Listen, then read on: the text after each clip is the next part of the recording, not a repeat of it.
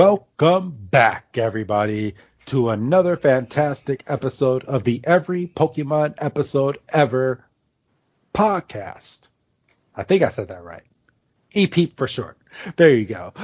So my name is Wrestling Chris G. I am one of your hosts, and joining me, like always, is my good old best friend. He's the one that's always there for me. It's Dougie Fresh. Dougie, man, how you doing? Happy holidays. Happy holidays. Yes, it is Christmas season, Hanukkah, winter holidays. I'll just put winter. It is the winter holidays, and it's the tail end of it. I was waiting on you. I was like, if he says it, I'm not going to say it. You didn't say it, so I had to say it. So me and Doug celebrate. We do celebrate Christmas. I celebrate Kwanzaa. I don't know what you're talking about. Bro. But yeah, so I know a lot of people get all up in arms when people say it, but I was born in the 90s when it wasn't a big thing to say it and have people roll their eyes. So Merry Christmas, everybody. And if you don't celebrate it, Merry whatever you do celebrate. Well, according to, we're allowed to say that now. Oh, really? We weren't allowed to say that, but when he came in, the ban was lifted, so we've been able to say it apparently for like 4 years. Oh, I didn't know that. Yeah. Good stuff. Yeah. So today is the very special movie episode. Today we are reviewing Pokemon the movie, I Choose You, the 20th animation film from the Pokemon series, and me and Doug actually just finished watching it within the past few hours ourselves, and it's time to review this sucker, Doug. Well, I give yourself a little more credit. You were a little more on the ball than I was. Why do you say that? Because I literally just finished. You've had it watched. Yeah, I watched it. What was it, like a few months ago, and I just rewatched it again today. Took a little bit of notes that I didn't want to miss, like character names. I didn't want to get certain things wrong. So you got me 2-1. I tried to be slick on my watch. You did. Until the theme song came on and you found out that they're putting part of the story in the theme song. I was playing a game, right? I'm not gonna, try to get around it. I was trying to multitask, and I was like, "Gee, this theme song has an extra line that hasn't been there in the 20 odd episodes I've watched." It's like, "Gee, that's weird." And I looked down, and fucking Ash is fucking in the middle of battling Caterpie. And I was like, "Motherfucker!" So I had to stop what I was doing. I had to backtrack on good old Netflix. Fuck. Oh. Yeah, fun stuff. So this movie is a what I guess we will call it on this podcast a reimagination of the original Kanto series that me and Doug are currently reviewing on the show. And basically this was a lot of what ifs. What if Ash never met Brock and Misty? What if he did meet them, they didn't follow him on his journey? What happened after Ho-Oh flew over the skies in the original episode of Pokemon? We actually get to see the trainers choosing their first Pokemon at the beginning of this, where Ash was late to. So it's a lot of similarity, but a shit ton of difference. Like you didn't know how to really feel, Doug, after watching this movie. No. If you'd have had a camera on me while I was trying to watch this, well, not trying. I mean, I got it watched, but when I was watching this, I went through like 5 different emotions, and that's not including when fucking Pokemon tried to be sneaky on you and started trying to pluck those heartstrings. There was multiple occasions where I said, "Fuck this movie," like out loud. Yeah, you get everything in this movie. You get sad emotions from death. Like they actually introduced death into this movie.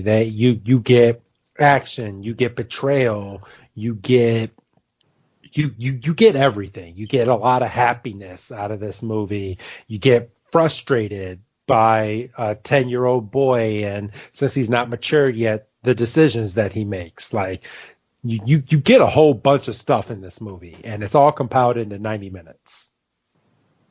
Yeah, and they still rushed parts of it. Yeah, they did.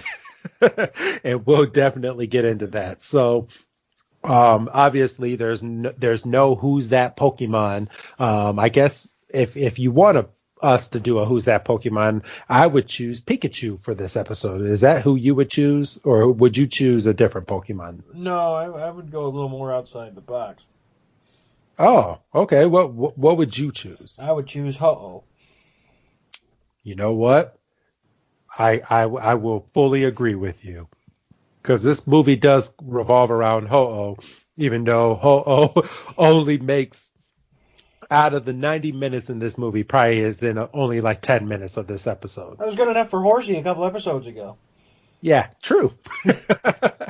So yeah, we'll put that as the who's that Pokemon. This movie premiered in Japan on, let's see, on July 6th at the Japan Expo, but officially it was released on July 15th in Japan and premiered out here in the States in theaters on November 5th. Where is the Japan Expo?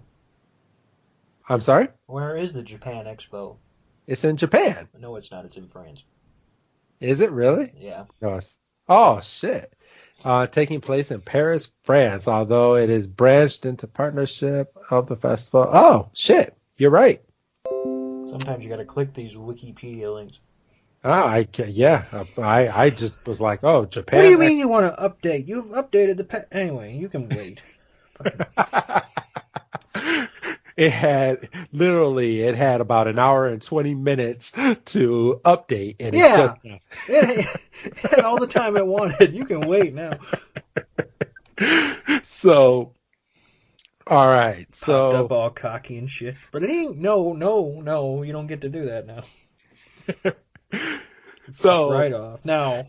I know. If I disappear on you, you'll know I pulled you from a couple days ago. Yes. So we are still going to hold up to our tradition. It was up for debate, but we're not going to break tradition. We are going to do a on this date for the U.S. version. So we picked November 5th. The day that it was released in theaters out here. And this movie was out in theaters for a whopping 2 days. A whole 2 days. And this movie ended up grossing $37.6 million worldwide, once it was released everywhere. That's impressive. And in Japan, this movie made, let's see, it said this film grossed $37.6 million worldwide and $3.31 billion in Japan, and received mixed reviews from critics. That doesn't make any sense to me. Well, what do they want? It's a Pokemon movie. Yes. It's not like it's a goddamn Marvel movie. For real. But this is, I mean, maybe someone can clarify, and I did do homework, but it says on here this made $3.31 billion in Japan, which that can't be right if it made $37.6 million worldwide. Well, that's just all kinds of messed up, because I don't know. That's weird. That's very weird. So that's Wiki for you, everybody. So, all right. So me and Doug both have on this date.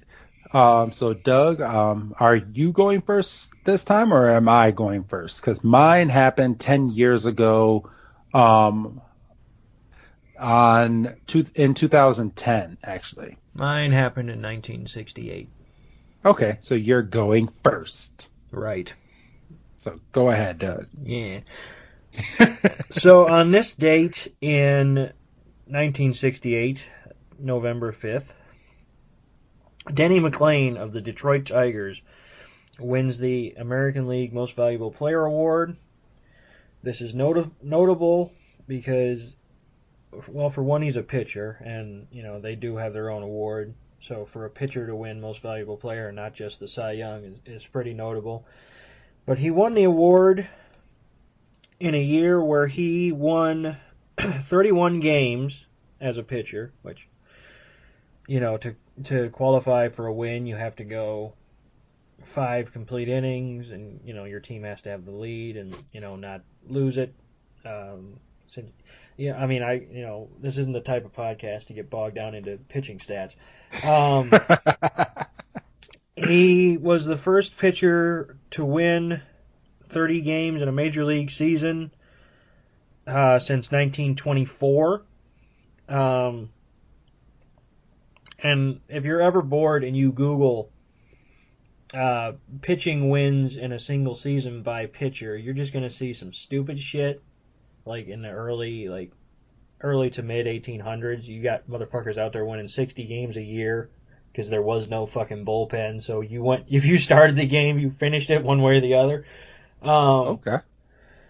And because for a point of reference, the World Series just ended, and you'd see, it got to the point where they had to institute a rule where, okay, if a pitcher comes in, he has to face 3 batters, because it was getting to the point where it's like, dude would come in, throw one pitch, get an out, and the fucking manager would come out and pull a guy, because you're playing matchups. So yeah, of course. But yeah, so that was just kind of a, and I believe that's the highest total since. I don't think anybody's come anywhere near 31 games in the modern game, and that's probably in the modern game. It's a feat somebody hits 20, because you just don't see it. I mean, with injuries and with specialized bullpens the way they are, a guy goes 7 innings, you pat him on the butt and tell him he had a good game, and then you bring in a guy that can throw 99 and not even think about it. So, all right, pitching ain't what it used to be. No, not at all. So mine's a little more to, I guess you can call it home, because we do a wrestling podcast, if we haven't mentioned that a million times on this podcast. But mine was 10 years ago from this date in 2010, WWE presented Cyber Sunday for the first time with an attendance of 228,000. Oh, no. Wait a minute. Hold on. Hold on just sorry. About 5 seconds there, cowboy. I'm sorry. Of about 7,000 with 228,000 watching from home. I see. So, let's see. Where was it? This was at the U.S. Bank Arena in Cincinnati, Ohio. Good old Cleveland.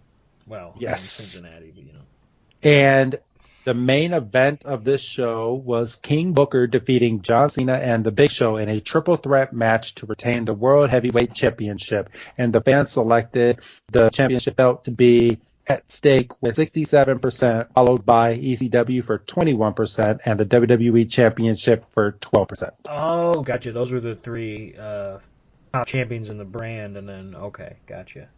And we got to choose who got to fight in the main event. So basically, the ECW and WWE champion got a night off. No, wait a minute, no.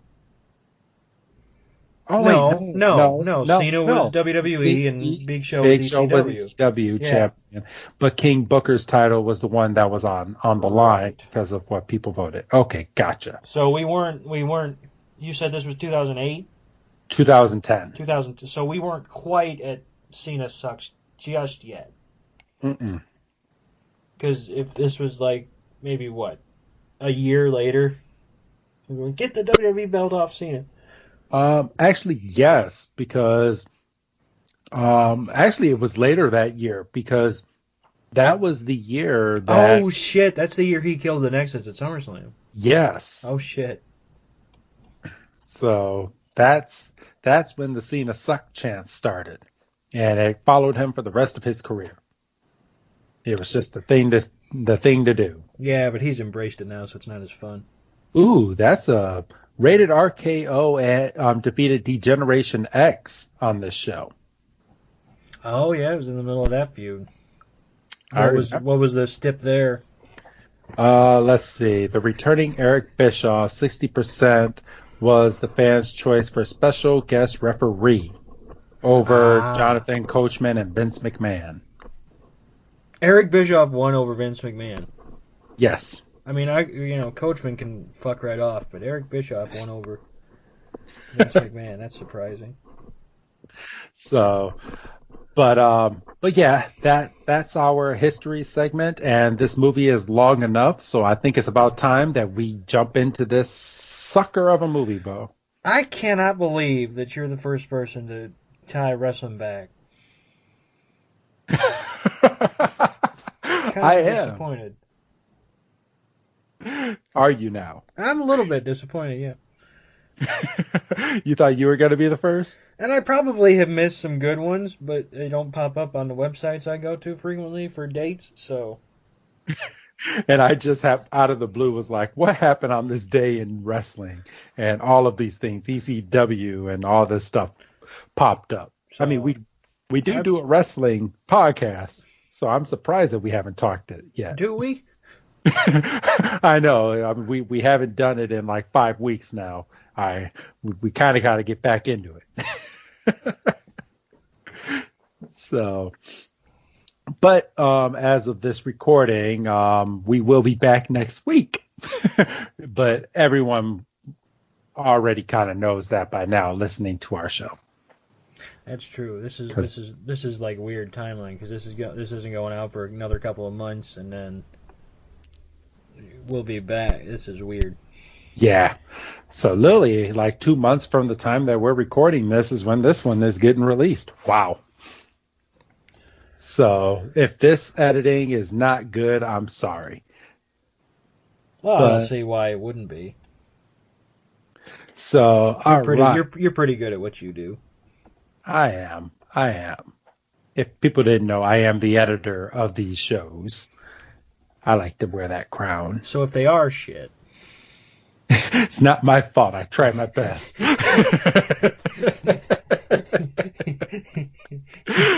So, all right, I went ahead and I hit the good old play button, and Netflix is thinking and it's scrolling through its library and it's getting ready to pop up for me. But um, let's see. Pika, there we go. Movie is on. And this movie starts off looking over a huge stadium. And I'm going to pause this real quick here because every time we go back to the original series, I mean, I feel like they've done this a few times, a few different ways. And we always get this intro, which was introduced in red, blue, and green version of the Pokemon game. And it's Blastoise versus Gengar getting ready to have their battle. But this time we actually get to see the damn battle. And how satisfying was this for you, bro? That was pretty interesting. Like this started literally starting off. I was like, this is dope because we never get to see how this plays out, and it's just kind of cool. Yeah. So we're not going to go cut by cut, but Blastoise and Gengar battle it out. Gengar gets the best of Blastoise, and the trainer has to take it back. And Did it trip you out that Blastoise used an ice attack? yes, it did. But you know, they've introduced a lot into the Pokemon games. Like in Pokemon Go, next week they're introducing Electabuzz with Flamethrower, and they're introducing who's the fire Pokemon? This is gonna bug me, so I'm gonna look it up real quick while we're doing this. All right. Pokemon Go events. So as you're doing that, so we don't Yes. have too much dead air, the Magmar. Magmar I see. and Magmar is getting the electric attack. So the trainer has to call out Venusaur, and then Venusaur uses Solar Beam, and Blastoise uses what was it, Water Cannon, Yes. and the two attacks meet in the middle, and as they meet, the battle zooms out to show that it's being seen on a television, which it's a bigger television than the than the pilot, but not by much. And Ash is in the room, kind of shadow boxing to the match, which is weird. He's like, "Ooh, get him!" and this and that and the other. And then the narrator goes kind of through. This is Ash Ketchum. He's going to be 10 years old, and at 10 years old, trainers have the option of picking their first Pokemon and starting out on their Pokemon journey. And then there's a poster up on his wall that says Bulbasaur, Squirtle, and Charmander. Yes. And And let's pause right here real quick, Doug. What did you think about the animation? Because this is the new style that the Pokemon show is actually drawn in now. What do you think about this over what we're reviewing right now? well, it's not fair. Really? It's not really, because the stuff we're watching right now was done in 1998. True. I mean, this is 2017 or whenever it was done. I mean, it got released in 2017, but this is, But it's like, the cartoon looks so much better, right? oh, I mean, it's not even a competition. I mean, this is just it's cleaner, it's sharper, it's more vibrant.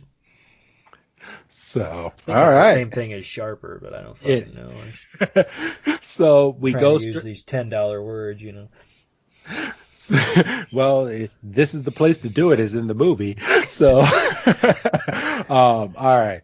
So we go straight from Ash watching the Pokemon League, because that's what he was watching, to him laying in bed, and he's tossing and turning in his bed, and he goes and he grabs his alarm clock and thinks he's throwing the Pokeball to catch a Pokemon, and his ass breaks his alarm clock, which goes into the story as to why he was late getting to Professor Oak's. And then, unlike the pilot, this is the first time we see his mom, because his mom pokes in and says, "What are you still doing in bed? You're going to be late getting to Professor Oak's." Yes. Which then he scrambles, basically breaks his neck on the bed here. Rushes out, no shoes, no socks, no pants. Just in well, he has pajamas on. He has pajama shorts. Well, yeah, but well, I mean, we don't know what the temperature is, to be fair. We don't know what time of year it officially is. But he runs over to Professor Oak, and Professor Oak is watering Bellsprout and Oddish in the front yard, and Ash is like, "I'm ready to get my first Pokemon." And Professor Oak just had no chill. He's like, "Oh, so you're the one that was late. You're the fourth comer." You're the fourth trainer that was starting out today. And I just think it's real funny because in this, I mean, and it still like jobbles my brain, but Professor Oak knew there was 4 trainers, right? You would have to think so.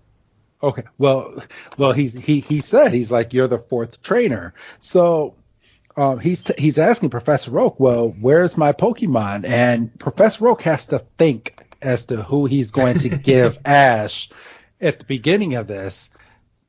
And then as he's walking in, and Ash is like, I decided that I'm going to choose Squirtle. And he's like, "Oh, that Pokemon went to a trainer who was on time." And then we see Gary. Yeah, well, now let's be transparent. We see the back of Gary's head. Yes. Yes. And this tripped me out because obviously in the pilot, the the three starting Pokemon are in this um, circular container's not the right word, but pedestal, Yes. and they're just denoted by Pokeballs. But in this scene, we see Gary holding a Pokeball up to Squirtle's head, and the Pokeball opening and accepting Squirtle in. So these Yes. Pokemon are essentially free range Pokemon. Correct. And I honestly I like that. Yeah, I, no, I prefer that a little better. so he goes from that, and then a little switch up from the original series. He actually chooses Bulbasaur as his second Pokemon. I thought that was different. I Yes. thought that was different, but I couldn't place it. So he goes and he chooses Bulbasaur, and Professor Oak is like, okay, well, Bulbasaur was picked up by another trainer who was on time as well, and you see a girl picking up Bulbasaur, and I was like, all right, well, and he's like, oh, all right. I mean, I really want Charmander. And I'm sitting there going, "You're full of shit. You're just late and trying to make up for it." And it's at this point, and I tried so hard because something tells me that these three figures that we're seeing in the video, like we see the back of Gary's head, and then we see the other two trainers, that these are trainers that are going to come into the mix in the actual series at some point. But because they depict the guy that got the Charmander. You see he's wearing purple pants with circles on the knees and what looks like a red slipper, a bag, and a red shirt.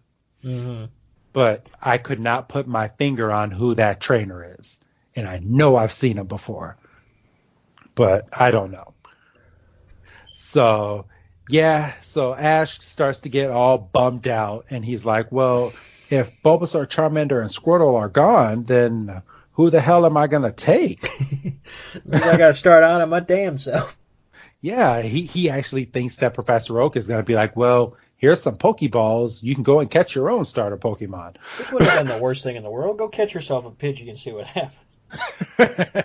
Go throw this at a Spearow and make friends. Yeah, go throw this in a Spearow, not a goddamn rock, you idiot.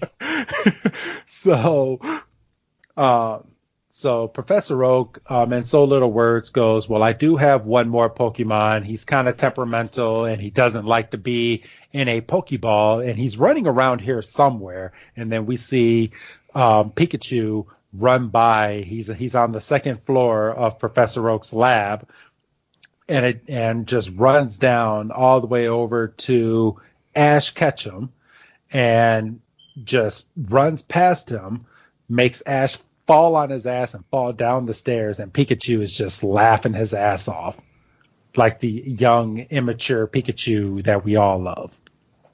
I didn't care for this straight away because this scene right here, Pikachu is way more cute and cuddly way too soon. Yeah, you prefer the fat Pikachu that started off the adventure that got a wire around his waist and got dragged half of the first part of his adventure. Half of the first, and no fucking gloves. I missed the. Where were the rubber gloves? God damn it. But then, so this is Pikachu, and he picks him up, and he gets shocked, and he. Yeah, Pikachu doesn't like to be held. And Professor Oak goes, yeah, this is an electric mouse Pokemon. You might not want to do that. And Ash like, where were you 5 seconds ago? And then Ash, being a smart-ass 10-year-old, basically tells Professor Oak, oh, I could take a shock. We're going to be best friends. And then just gets shocked again. Yeah.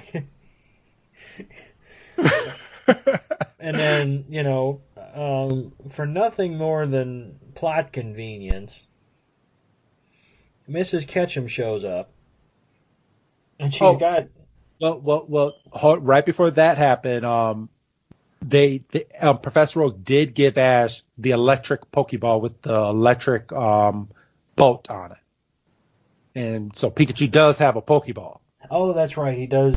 I mean, that's important because that was obviously in the pilot, and that was. And of course, the lightning bolt Pokeball will factor in here in due time. Yes. So, all right, but as you were saying, Doug, you can go about Ash's mother coming into the equation. Yeah, so for nothing more than plot convenience, Mrs. Ketchum shows up with a fresh change of clothes, including a hat, which is different. The hat's different. That was like the Yes, first yes. thing I noticed. Like bang away, like the hat's got a different logo, and I'm sitting there going, why? I can Why? tell you why. Oh, I'm sure So, you could. so the hats are they're different region hats. So I believe this hat in general, I'm going to pull this up right now because Pokemon just did an event. Pokemon Go Pikachu or Pokemon Pikachu codes. There we go. Right here. So go ahead, Doug, and I'll have the difference of all these hats in just a moment. So Ash puts on the hat, and he's like, "Well, Pikachu and I, we're gonna be the best of friends." And he said, "All right, Pikachu, it's time to go get in your Pokeball." And they do the catch bit, which I would argue is funny here, because you can tell Pikachu's like, "I'm not going in that Pokeball," and he hits it. You know, I'm seriously not going in that Pokeball. And then he hits it again. Okay, I got it. Okay, so the one from the cartoon is called the original cap. It's the championship cap. Hmm. The one that's in this movie is considered a partner cap. It's not a championship cap. I And see. so it is a partner cap, and Pikachu wears it in the Pokemon game Oh, as a special event thing, and he looks all cute with it. So oh. just wanted to point that out real quick. So the Ash in the series who's wearing the quote unquote championship hat is a fraud because he ain't no champion. Well, he got that. I'm guessing that hat was a gift from his father because I No, didn't he believe his say father. something like I had to turn I want to. Oh, he did. Yeah, he had to turn in some stuff to get that, and they only gave out like 12 of those hats, and he won it. Yeah, because does it that comes up in our next episode, which we have yet to record yet, doesn't it? Because Primate takes Yes, it. Look at yes, that. We didn't even plan that way. I know. Get that shit. I know. Perfect. So yeah, they play catch, and then Ash gets the Pokeball to the face and says, and Ash is like, "Oh, come on, Pikachu, it's time to go on our adventure." And he picks him up again, and of course he fucking gets shocked, and this time he gets Shots. everybody. Because That was hilarious. the first time he only got Ash because Oak apparently was outside of the range or whatever. And then we go to the The road, and we got the dragging scene, which again, no gloves, no funny. Um, and Ash is like, "Well, what's the matter, Pikachu Pikachu? Do just you not?" doesn't He goes, "Do you not like me?" And Pikachu goes, "Duh." know. Yeah, he's like, yeah, obviously I'm not walking, you're dragging my ass. And then Ash gets the bright idea and goes, all right, well, I will take this wire off of you, but you need to walk with me. And Pikachu still has no chill and is like, yeah, I'm still not listening to you. He says, "I'm still not listening," but he doesn't run away. He could have easily run away, and we could have had 15 minutes of him trying to chase Pikachu down. Yeah, and it's funny because in the original version, Pikachu goes and runs into a tree, and that's when we get the whole Ash is trying to catch Pokemon without Pikachu. That's right, because Pikachu's up on a branch laughing his ass off. Um, Yeah. and here he's on a rock. But yeah, so Ash Ash sees a Pidgey and he goes, "Oh, this is a perfect way to start my journey." And And Pikachu just laughs because Pidgey breaks right out of the Pokeball. And Ash actually has the right mind in this movie and tells Pikachu, you're supposed to help me out and attack it so I can capture it. And Pikachu is just like, yeah, I'm gonna scratch my ear with my I got this itch that I got to take care of. just has no chill. So, and then we get the classic Ash is a dick and gets a rock and throws it. It's a bigger rock. It is a bigger rock, so I don't blame this damn Spearow for getting pissed off the way that it is. You know what this reminds me of? Do you remember in the original Pokemon game where when you go to the Safari Zone and you can either throw a rock or give the Pokemon a treat? But like if you give the Pokemon a treat, it'll become a little bit more friendly. But if you throw a rock at it, it's easier to catch. Yeah, I just have all these envisions of trainers with a bag full of rocks, and it's like I'm gonna chuck them at these damn, like, the Pokemon in the Safari Zone must hate people. Well, that's dumb because like, isn't one of the main attractions of the Safari Zone Tauros? So you're throwing rocks at bulls basically. Yeah, the one Pokemon that Ash has like 20 of. I still love that in me.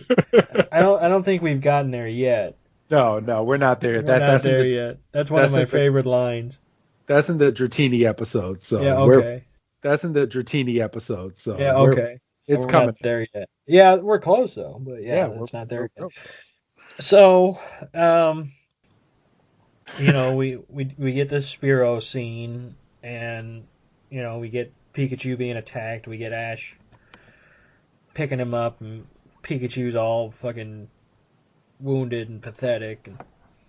There's a lot more Spearow in this movie than there was in the actual cartoon. Yeah, but no, more Spearow, but no Fearow. Yeah, no Fearow. And Pikachu, they're basically we're 8 minutes into this 90-minute movie. Okay. Yeah. So, and they're basically done with the first episode. Yes, the first episode is basically done. Like we should be getting ready for Pikachu to go to the Pokemon Center for Ash to meet Misty, but no, that hasn't happened, and that's not going to happen. It's not going to happen. I was going to say.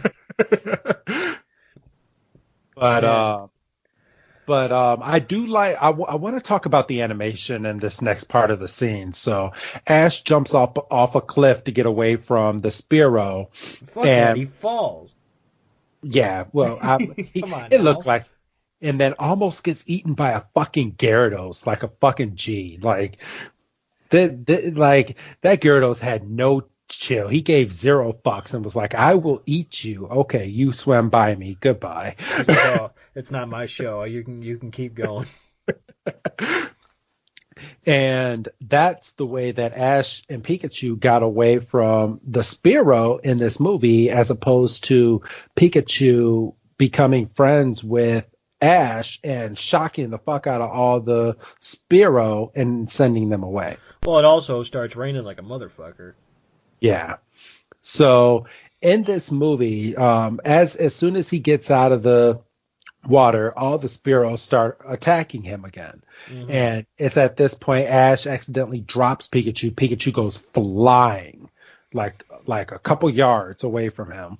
And I'm gonna fast forward just a little bit because Ash wants Pikachu to get back into the Pokeball, and Pikachu's like, "Oh, so Ash is gonna take the brunt of these Spearow for me."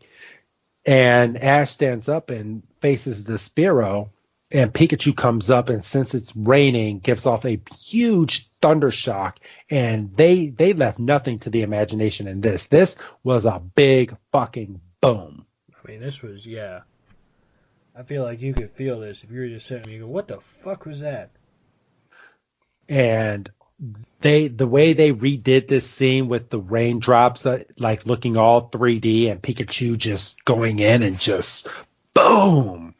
and just blew up. It literally blew away all the Spiro because of how big the explosion was.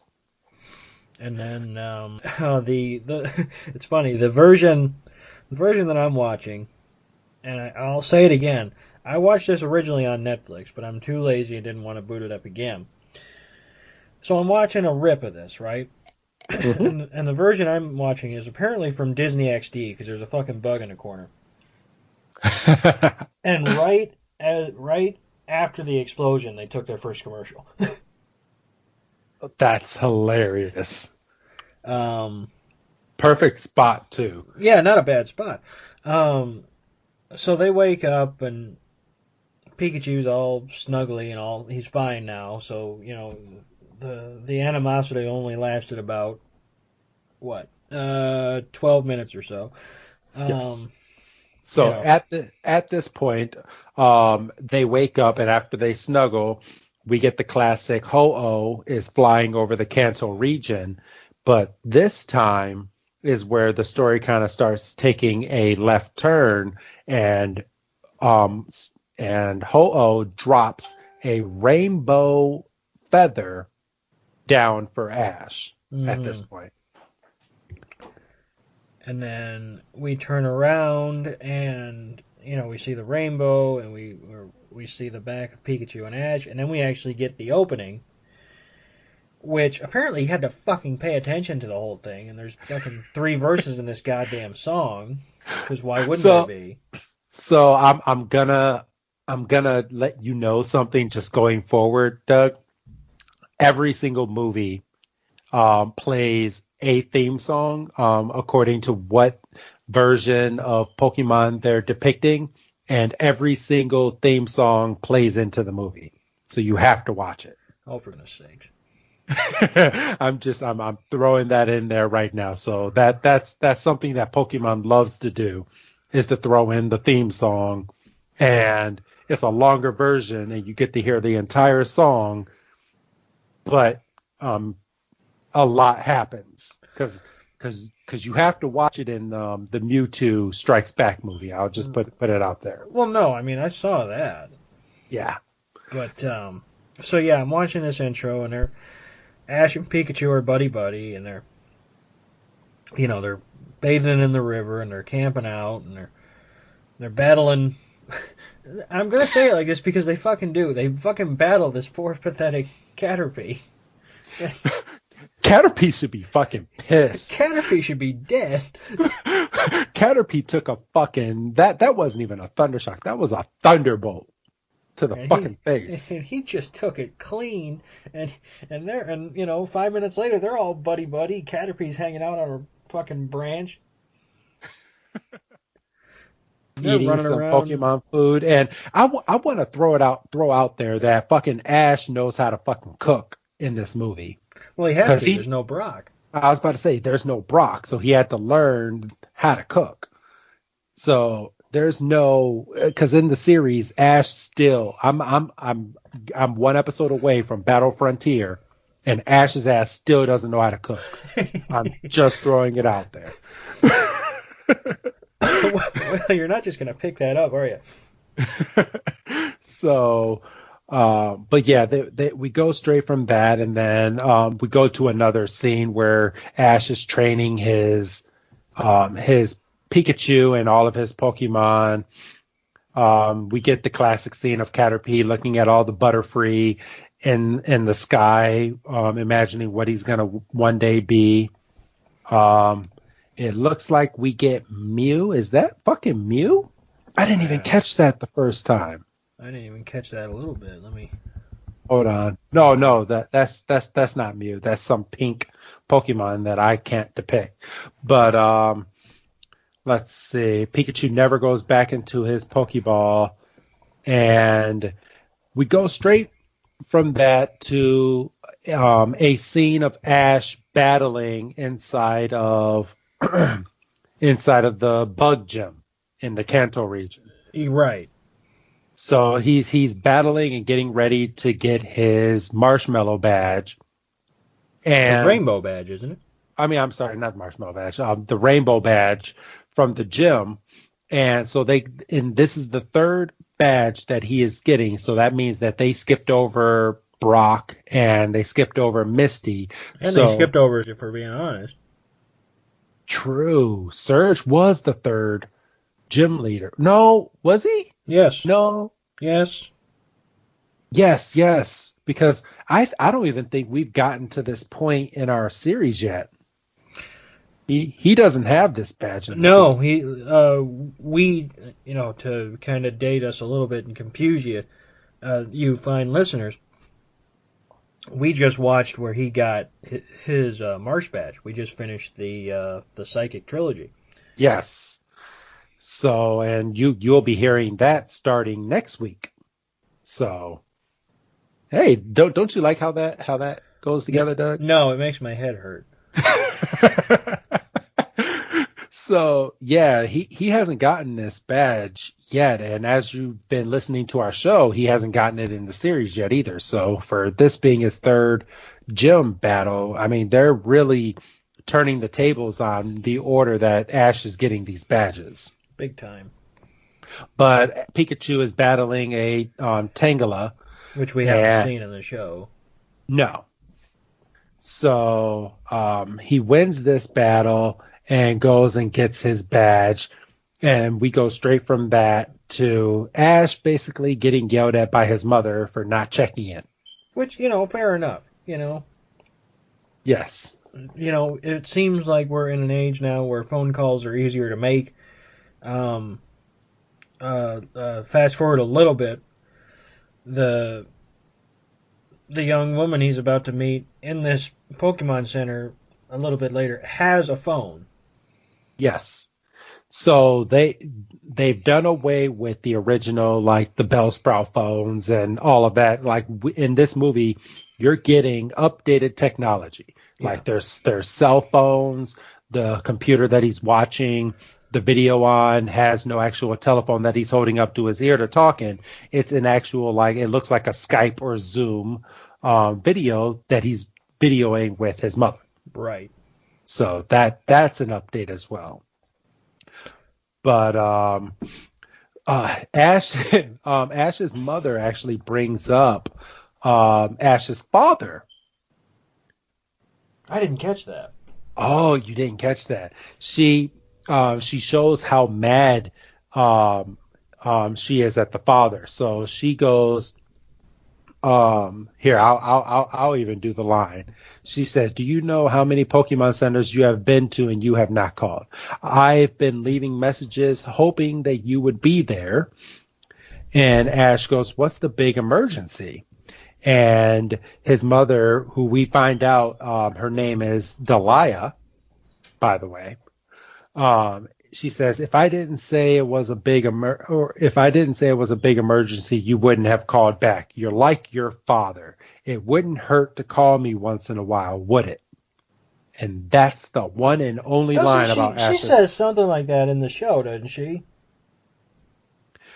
Not really. She doesn't go as hard into the father as she went in this movie.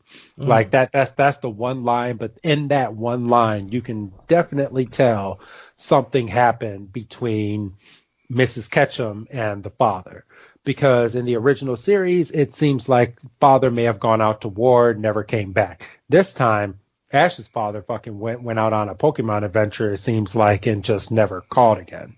Deadbeat. So yeah. And she goes straight from being mad to being happy once she sees Pikachu. Yeah, because Pikachu's cute, But yeah, in this scene, you get introduced to a couple of the main characters, but they're not on speaking terms yet. Like you get introduced to Sorrel, and he is with his Lucario. You get introduced to Verity, and she's just standing at one of the Pokemon desks, and she's chuckling, and Nurse Joy is giving her back her Pokemon, saying that her Pokemon is back to perfect health. Right. So, You want to take this next part, Doug? Oh, yeah, I gotta backtrack a little bit because I've just kind of been letting it run. So they're standing there, and then as Verity gets her Pokemon back, a trainer walks in, or runs in, I should say, with a Vaporeon, and says, "My Vaporeon needs help. It was hurt. That freaking Entei came out of nowhere." They're like, Entei? Yeah, And everybody and their mother like drops what they're doing, and Ash is like, "Mom, I gotta let you go. Like, fucking Entei's been sighted, you know." Fucking... I'm going to go capture it. But this is also the scene where we get Team Rocket as well. And I mean, maybe their voices, once I get a little further in the series, has changed, but their voices have dramatically like changed. Like I thought Jesse sounded the same. well, okay, maybe not Jesse, but James definitely. Oh, Like, 100%. And Meow. yes. So I was like, what the hell? I was like, and they haven't been, Ash is on his third badge, and they're not after Pikachu yet, which is completely different from the main series as well, because they would have been on trap number 25 by now. Well, yeah. You like how I did that? Pikachu's 25, trap 25. I gotta be honest with you, I didn't even catch that. um, I mean, I kind of glossed over them because they don't really factor in here. In this movie, I mean, they're there, and they get thwarted, but they don't like, oh my god, it's Team Rocket. We have to, forget about Ho-Oh and Entei for 10 minutes and deal with Team Rocket. They're just kind of there, and then they're not. Yeah. And then it's at this point that everybody and their mother heard about the whole Entei, and the whole entire Pokemon Center full of trainers runs out and goes into the forest in an attempt to find Entei so they can capture this legendary Pokemon. And then Team Rocket jumps up and goes, "We're going to get Entei too." And they just run out, and then they're gone. And we know that Team Rocket are still bad because their wanted posters are up in the Pokemon Center. Yes. So this is where the movie takes a huge fast forward. I mean, gosh, people, you got 90 minutes. Slow down. Yeah, really. But we go straight to Ash running in the forest, and of course, within like 3 or 4 seconds of him running in the forest, there's Entei. Right, because, we only have, well, I mean, to be fair, at that point, they had, they basically only had, buck 10 or so. Yes. I mean, they had to step on it. Yeah, so Ash is running, he sees Entei, but then Verity is running right next to him. Yes, and she's running on after, and she says that she's going to capture it. And this little girl, this stupid girl, Careful throws now. out a, yeah, I was about to say something else, but it's a little girl. That's uncalled for, and you know it. Be ashamed of yourself. Hey, I didn't say it. Yeah, but you thought it real hard. This idiot throws out a damn Piplup to go and battle a legendary motherfucking big badass Entei.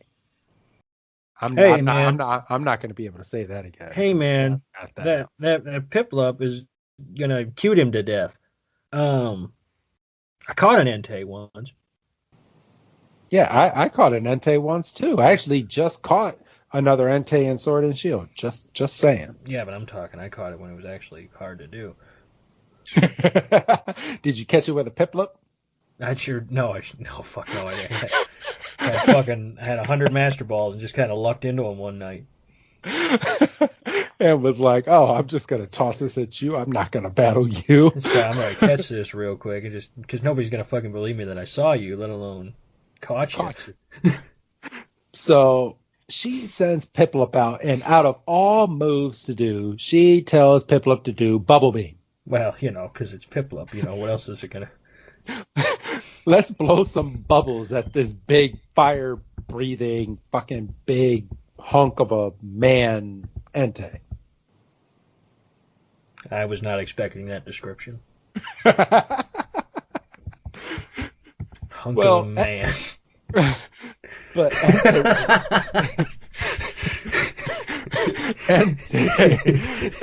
Entei jumps up from the bubble beam and jumps right behind Ash. And this Entei must weigh like 1,000 pounds because as soon as it hits that ground, fucking shakes everything. Right, and then, pardon me, and then throws out flamethrower. He dodges a thunder shock from Pikachu. Yes. And then jumps on a rock, throws out a flamethrower, burns Ash's ass, which literally his ass was on fire. Funny clip.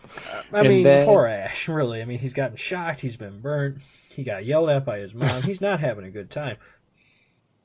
No, not at all. But then we see Sorrel show up into the mix with his Lucario, who throws a shadow ball over at Entei, and Entei just takes it to the chin and goes, yeah, nice shot, my turn. Flamethrower for you too, and you can have this tree.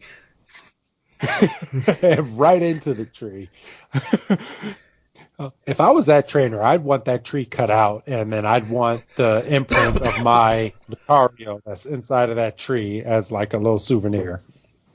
Like this. See that hunk of wood? This is from when my Lucario ate it. Battling a fucking Entei. And then Bubble Beam again by Piplup. Yeah, that Piplup gets all full of piss and vinegar and says, "I'm gonna get you this time." And this time, fucking Entei doesn't even pull out an attack. He jumps into the air, jumps down, and the gust of wind off of his body just takes Pikachu, Ash, Verity, and Piplup and just shoots them back. And then Entei just walks away going, try that again and see what happens. He said, my work here is done. And just walks off. And then Verity gets pissy with Ash, saying, I could have caught him if you hadn't mucked things up. And Piplup's got an attitude, and Ash's solution to everything is, well, we should just battle then. Of course, because he goes, you know what? I'm not going to take this. Why don't we just battle then? And we find out that Verity is from, let's see, give me 1 second. She is from Twinleaf Town, and that Sorrel as well is from Veilstone City.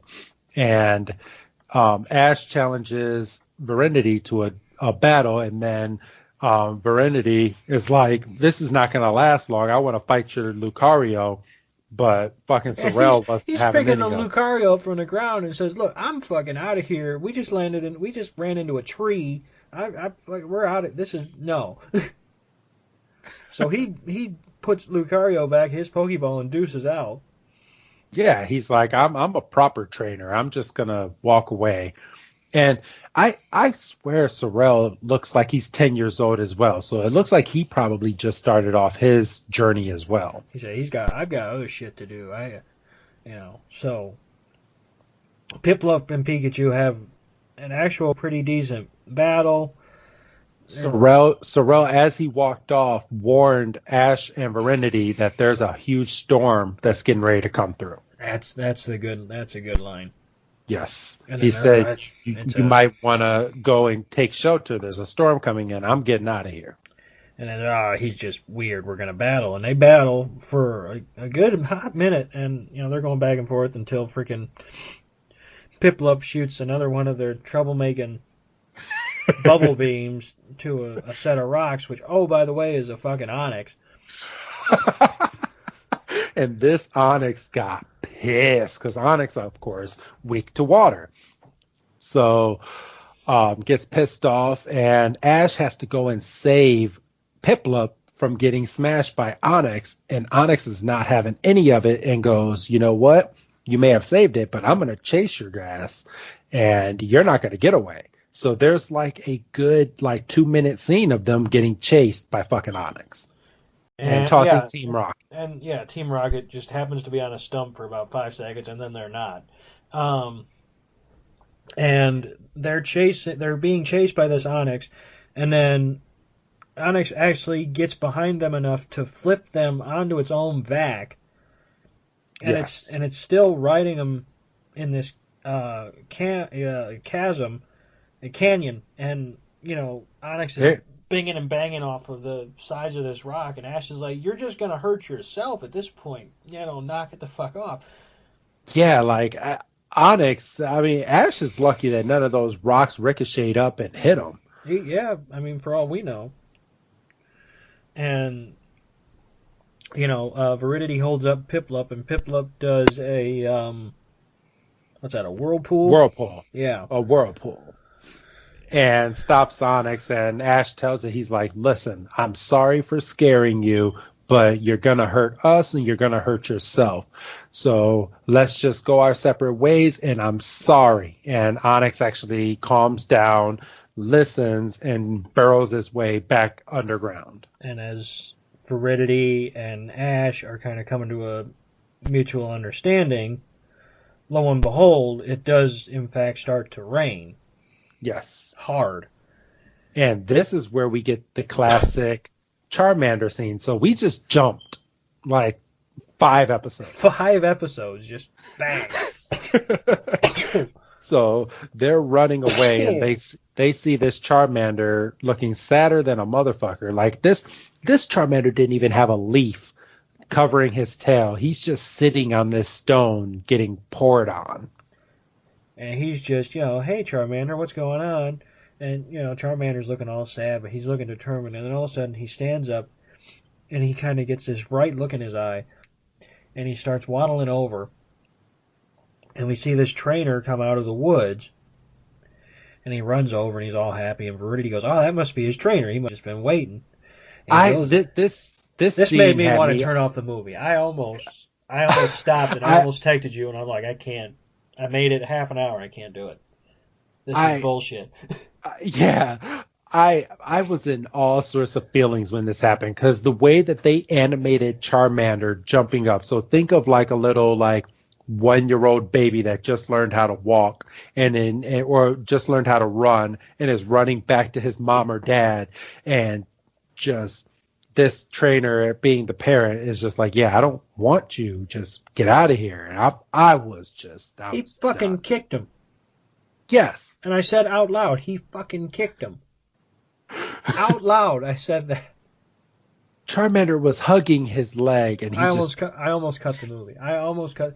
If the movie didn't have another hour and it was already like 6:30, I would have cut the movie and texted you. But I don't know if I can do this. This is already bullshit.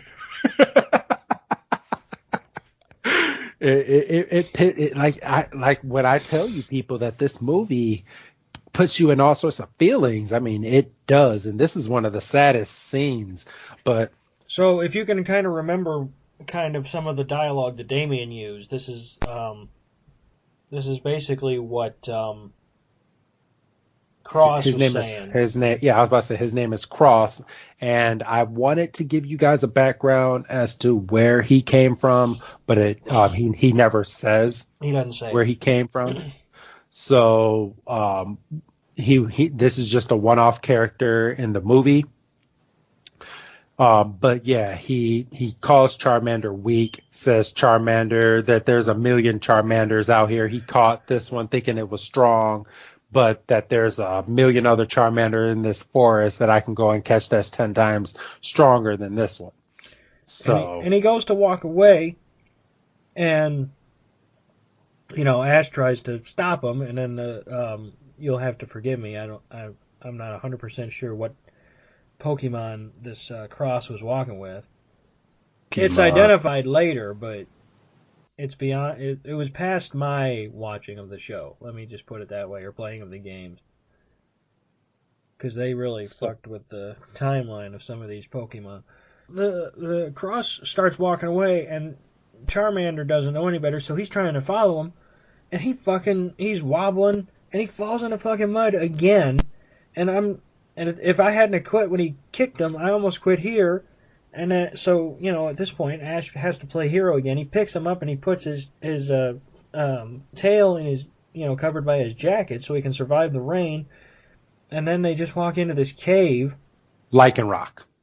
There we go. Ash tries to stop Cross at one point, and the Lichen Rock has to kind of knock him down, and then Pikachu gets ready to jump to his defense and shock him, but then, It's a lot of rain. Lichen Rock starts mean mugging, and then the Cross starts talking to him like an idiot.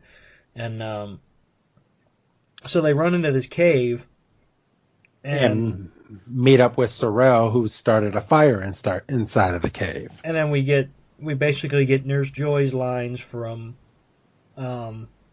Sorrel. Yeah, basically, you let it, get to this point, and then, poor Verity has to jump in and be like, this isn't his Charmander. It was abandoned by his trainer. His trainer was a dickhead with a small prick. Those were Misty's lines. Right. Because they're both girls. Yes. And so, we find out that Sorrel is training to be a Pokemon professor, and that, just happens to include some medical training. Brock? So, yes, minus the food. Yes. And so, they kind of bundle Charmander up and give him some medicine. Yeah, some type of medicine. And it makes Charmander go night-night. Well, so NyQuil, basically. Yeah.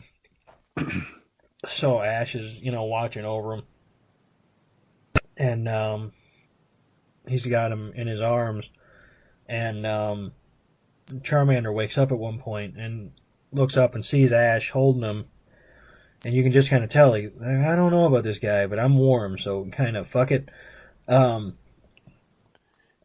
yeah, it starts getting cold inside of the cave, so everybody starts retreating their Pokemon back into their Pokeball, but Pikachu won't go. Right. Which apparently Piplup and what's that fella's Pokemon name? Lucario? Yeah, him. Yes. They're like, well, if Pikachu's not going in his ball, we're not going in our balls. We're gonna keep you warm, and poor Piplup can't keep a fucking leg warm, let alone a whole human. He's like a penguin. I mean, he's trying his damnedest, but But then we get Entei with a bunch of other Pokemon walking into the cave, and Entei is just main mugging these trainers. And you don't fuck with me, I don't fuck with you. You see the storm out there. I just saved these Pokemon. Now don't try anything stupid. And nobody does, to be fair. Yes. And then we get a bit of story time talking about Ho-Oh was the, what was it, the life force of Entei, Raikou and Suicune. Yes. So the Pokemon Tower from Pokemon Gold, Silver, and Platinum, basically, the story was that the tower burned down, but was brought back to life, but was brought back in the forms of the three dogs. Yes. And Entei represents the fire that was there. Suicune is the water that put it out, and Raikou is the lightning that caused the fire. Right. And then we get another piece of updated technology because Sorrel has a goddamn iPad. Yes. Yeah, he does. Talking about the three legendaries and their connection to Ho-Oh, and mentions the rainbow feather, and Ash goes, "Oh, wait a minute, I'm gonna brag here for a second," and I saw Ho-Oh, and he dropped this feather for me. He goes to his pants and he pulls it out, and they're like, "You son of a bitch!"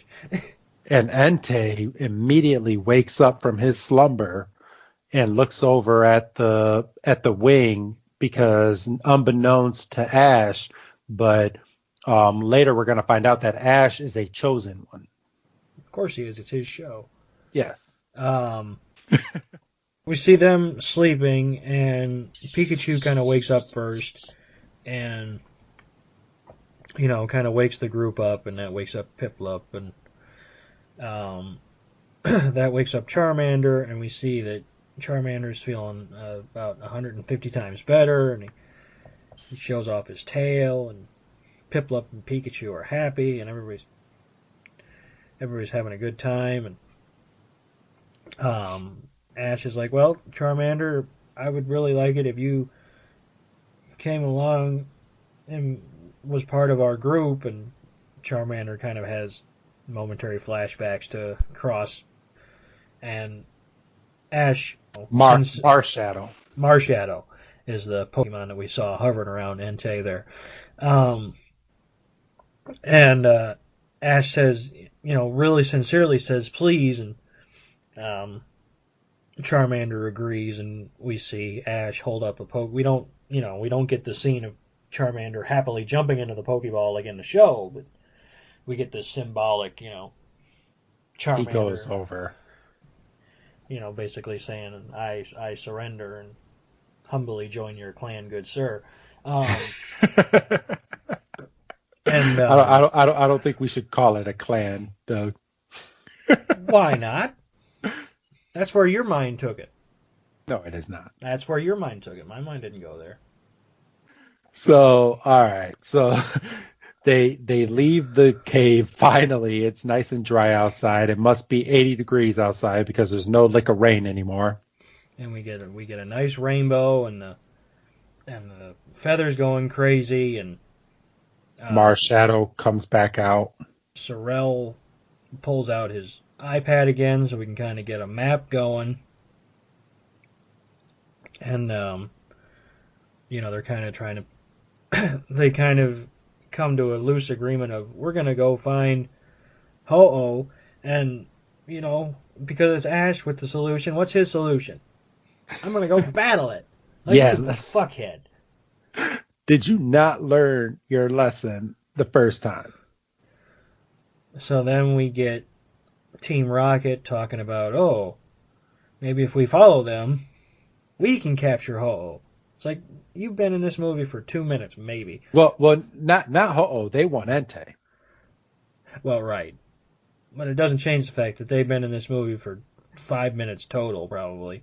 Yes. If that even, probably like 2. So, we get Caterpie battling a Pinsir next. And kicking its ass. Yeah, like... Which is bullshit. Like his fucking Caterpie fucking string shot a Pinsir, whipped it and upside down and got its Pinsir legs inside of the ground so it couldn't move. And then evolved. And then and that tracks because Caterpie was notoriously weak in the game. Yes. So, you do one offensive move, it's going to evolve, which, it does evolve, and it's Metapod, which, unfortunately... Pinsir gets pissed the fuck off and just walks away, just tearing off all the damn string shot like, this is bullshit. And they said, well, Pinsir's getting away. And Ash goes, this is okay. This is what's important. And he's holding Metapod, and everybody's having a good time. So, and then... we are 36 minutes into this movie and still have an hour left. Right. Wow. So we're at the campsite, and we see everybody sleeping except for Verity, and she's on her iPhone. Yeah, she's on her phone, and she's scrolling through pictures which have to be recently taken because Ash has Charmander and Caterpie. And she scrolls to a picture of her mother, and she kind of gets teary-eyed, and then she looked. We can't really gloss over this part. So we can. we can, but it just shows how long they've been together. So the first picture shows them in a big town, and then they're in a country town, and then they're somewhere else, and then they're on a trail. So they've been traveling together now probably for a couple weeks at this point. See, but with no narrator, right? And you could chalk this up to Doug. If you put down Madden, you fucking would have caught some of this on your first watch. Well, don't tell me how to live my life. Um, with no narrator, this is just happening. Yes. Right? Like, and that's, and your point is 100% valid. They've been through some shit, apparently, right? And, Yeah. like, They are now close friends. They are now traveling like Ash, Misty, and Brock in the main series. right. But, So, yeah, so Verity's on her phone, and she scrolls to a picture of her mother, and then she gets emotional. And then she looks up, and what's that Pokemon? Suicune? Yeah, is standing on the opposite side of the lake from her, and she's just kind of dumbstruck. Because it's looking all majestic like and shit. And we cut essentially to that morning, and you hear Ash go, "Really, right across the lake?" Man, I wish I would have been there. I could have caught it. And that's what he does. Well, he could have. He should have, right? Yeah. I wish I would have been awake. Somebody should have woken me. I should have set a time. I should have set an alarm. What the fuck? Pikachu could have battled it, and I could have caught it. I wonder if they're going to ever introduce a trainer to have at least one legendary Pokemon. And then Ash will battle it for, like, pink slips, or, like, battle for keeps, because he's a prick. Yeah, because I know in the main series he finally got a Dragonite. He captured a Dragonite. So I would love to see what the rest of his team looks like. Just saying. So then we fast forward a little bit and we see Ash is battling with a trainer who has a Jigglypuff. Fucking roasted that Jigglypuff. And yeah, they basically treated this Jigglypuff like a marshmallow. And Charmander evolves into Charmeleon. And you people that have watched the show go, "Oh, this is the part where Charmeleon starts acting like an emo teenager." No, Charmeleon's just happy-go-lucky, just happens to be a little bit stronger. Yeah, that's another difference from the main series because I mean, spoiler, we do get Charmander, we do get Charizard in this movie later, but fucking there's no angry Charmeleon or anything. It's always fucking happy. It's just happier than a pig in shit. Like, doesn't disobey Ash, doesn't show anything that happened in the series. I'm just like, this must be an alternate universe because Charmeleon was just a badass teenager that didn't want to do shit. And so that's completely different. And then we go to a library. I would say a library because there's a fucking looks like a decent collection here. Yeah. And they're on a video call with Mrs. Ketchum, and she says, "Oh, I hope Ash isn't slowing you guys down because he might be rambunctious, but he's full of heart and all this bullshit." And she's just saying shit she doesn't need to say. Yeah, for real. And then we go to Sorrel, who's looking at a book because he's studying, but the book is significant to the story. Yes. So he's looking up. So you get a couple things in this scene. So you get a Easter egg. I have a question. What's and that? I don't mean to derail you, but it's just because I'm watching the scene where they're discussing the book.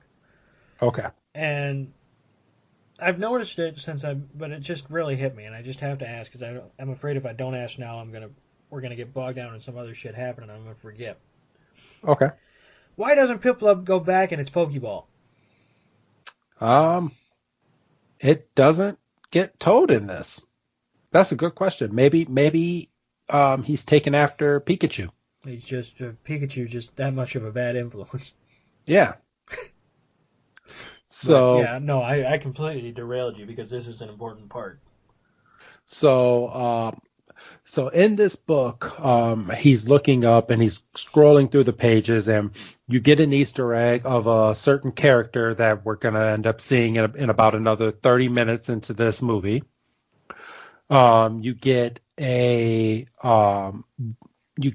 what what looks like someone presenting the feather that Ash has as like a sacrifice to getting in touch with Ho-Oh.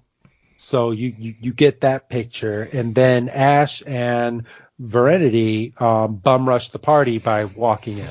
Yeah, and we find out that if the feather that Ash has is touched by somebody with an evil heart, it's drained of all its colors and power.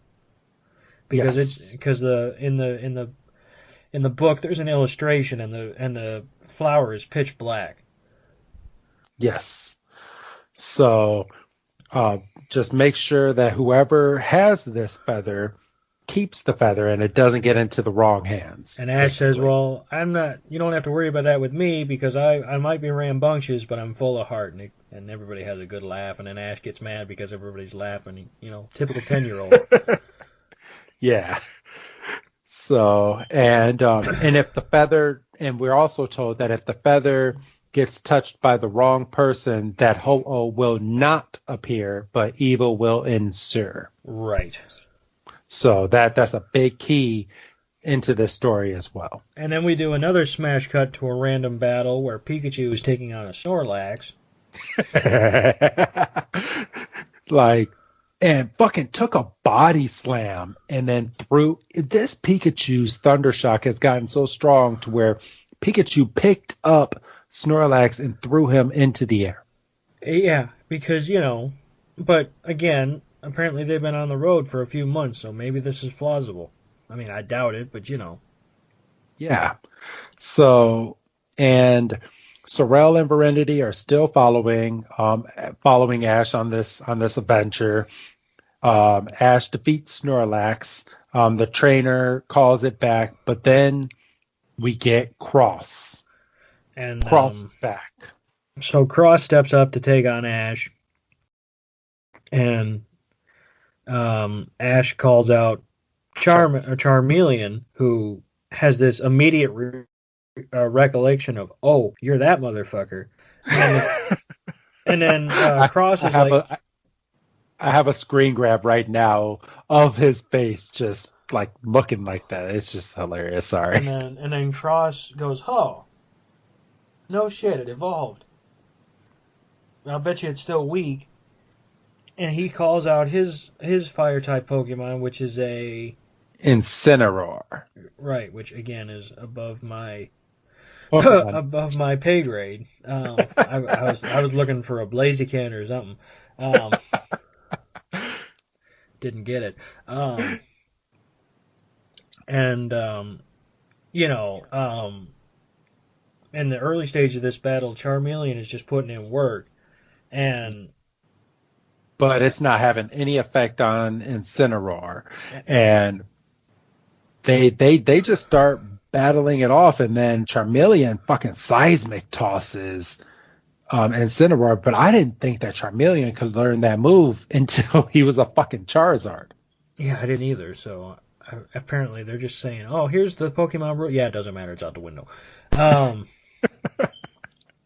And Sorrel's kind of standing there, and he goes, "Oh, this makes perfect sense." And Verity's kind of like, "What do you mean it makes perfect sense?" And he goes, Incineroar is a type of Pokemon that the more damage it takes, the more damage it can dish out. Yes, which that's kind of fucked, because Incineroar was letting Charmeleon just whoop his ass just so it can give out one big blast. And I mean, to be fair, it knocked Charmeleon 6 ways to Sunday. Yeah, because they both did a flamethrower at the same time, and normally one Pokemon's on one end, the other's on another, and their flamethrower meets in the middle and it explodes. That didn't happen this time. Fucking Incineroar's flamethrower met in the middle and then pushed Charmeleon's back basically into his mouth, and just boom, just smack dab in the face. And he knocks him through a wall, and that's the end of the battle. And then Cross calls Charmeleon weak again, because Charmeleon can't get out any more of a flamethrower because he's weak now. And Sorrel's like, yeah, well, this is kind of on Ash because Ash is relying on power, and Charmeleon basically just evolved. It's not quite there yet, but But he'll learn. And but Charmeleon didn't want to give up either because Charmeleon wanted to prove that he's stronger. And Ash even tells Charmeleon, "Okay, we need to stop. We're done." And Charmeleon's like, "No, I'm not done." yeah, well, a fat load of good that does everybody here in a couple minutes I know. because we're at the Pokemon Center, waiting on Charmeleon to get checked on. And as soon as they're done, they walk out, and Ash just isn't saying shit to anybody. And Pikachu's trying to, keep the mood up, and Ash just kind of stops and goes, it's kind of bullshit that he won like that. Yeah, and he had enough nerve, and this is bullshit, and they had to bring out bullshit fucking 10-year-old Ash with an attitude. But it's at this moment that Ash looked at Verity and Sorrel and was like, Pikachu could have won that battle. And Verity was like, don't say that. What if Charmeleon hears you? And he Right. just walks out. And he just walks away. And, yeah, well, he fucking sprints off. And he's kind of walking, and Pikachu's trying to run after him. And he kind of stops. And he goes, oh, so you think I'm wrong too, huh? And Pikachu's just kind of standing there, kind of confused, a little bit hurt. And Well, then, Pikachu agrees. Pikachu looks at him and says, "Yeah, you are wrong." And and Ash just walks away. well, he goes, I should have gotten. He says I should have gotten a Bulbasaur or a Squirtle. I think, oh, fucking damn. Yeah, I was like, "What the fuck?" And just walks away from Pikachu. Hold on, I'm gonna get that. I'm gonna get that line real quick. So it's my. He goes. So it's my fault. Pikachu goes, "Yeah." And he said, "Even Pikachu, man." And then Ash starts walking away and doing its heavy thing. Pikachu's still following him, and Pikachu's like, Pika. And Ash, it says, if only my first Pokemon had been a Squirtle or a Bulbasaur. And then just walks away. And And he's walking, and he sits down at a certain point, and we see the feather kind of fall out of his pocket, and it turns black. So we're supposed to, oh shit. And then, he turns around because he has this kind of moment of realization, and he goes, and he looks for Pikachu, and Pikachu's not there. And he kind of throws a little 10-year-old tantrum. goes, who needs Pikachu anyway? I'll be fine all by myself. And then this is when we get Marshadow showing back up in the shadows again, but this time takes control of Ash's mind, puts Ash to sleep, and now we're going to get another twist to this whole story. So we go back to Ash's first day, essentially, and we see that, his mom pokes in again and says, what are you still doing asleep? You're going to be late for Professor Oak. And he goes, oh shit. And he sits up, and right away you can see that the Pokemon that were on the poster have been replaced by cars. Yes. So right away you're like, oh shit. And then, Ash comes running, and he goes, sorry I'm late, Professor, I overslept. He goes, oh, well, there were 4 trainers that were late for school today, but you were definitely the latest. Yep. And we see that Oak is just watering regular flowers, so that's another one where we're like, oh fuck. So and then Ash goes into what was the lab. I was about to say ass. What was the lab, but is now an actual classroom, and Ash is in school instead of being out and being a trainer. And we hear the voices of Verity and Sorrel, but we don't actually see them. And occasionally we see like a yellow flash. and Ash kind of has a moment where it's like, did I just see? I couldn't have seen that. And then he looks up and looks out of the window and swears he sees a ho-oh. And then he wipes his eyes and it's an airplane. Right. And then Oh, Veridity. we do have to say that this whole scene that we're going over is depicted in black and white. Well, yeah. I mean, there's a little bit of color, but it's very muted. Yeah, Um, it's like a very toned down purple. right. Yeah. Like for the sky, and so they're out in the yard basically, and something they're discussing like what they're gonna do when they're What out, they're Oh, I'm sorry. what they're gonna do when they're out of school. And Ash says that he's going to go out and he's going to venture out and he's going to venture out with his best friend and he's talking about Pikachu, but there is no Pikachu. And they're kind of confused. Veridity and Sorrel are kind of confused. Oh, my buddy, and then he kind of has this realization, and he starts to kind of cry, and I think one of them points it out, and he goes, "Oh, was I?" And he kind of wipes his eyes and looks up, and they're gone. And then he sees that yellow flash again, and we can see that it's forming into a clearer form of Pikachu.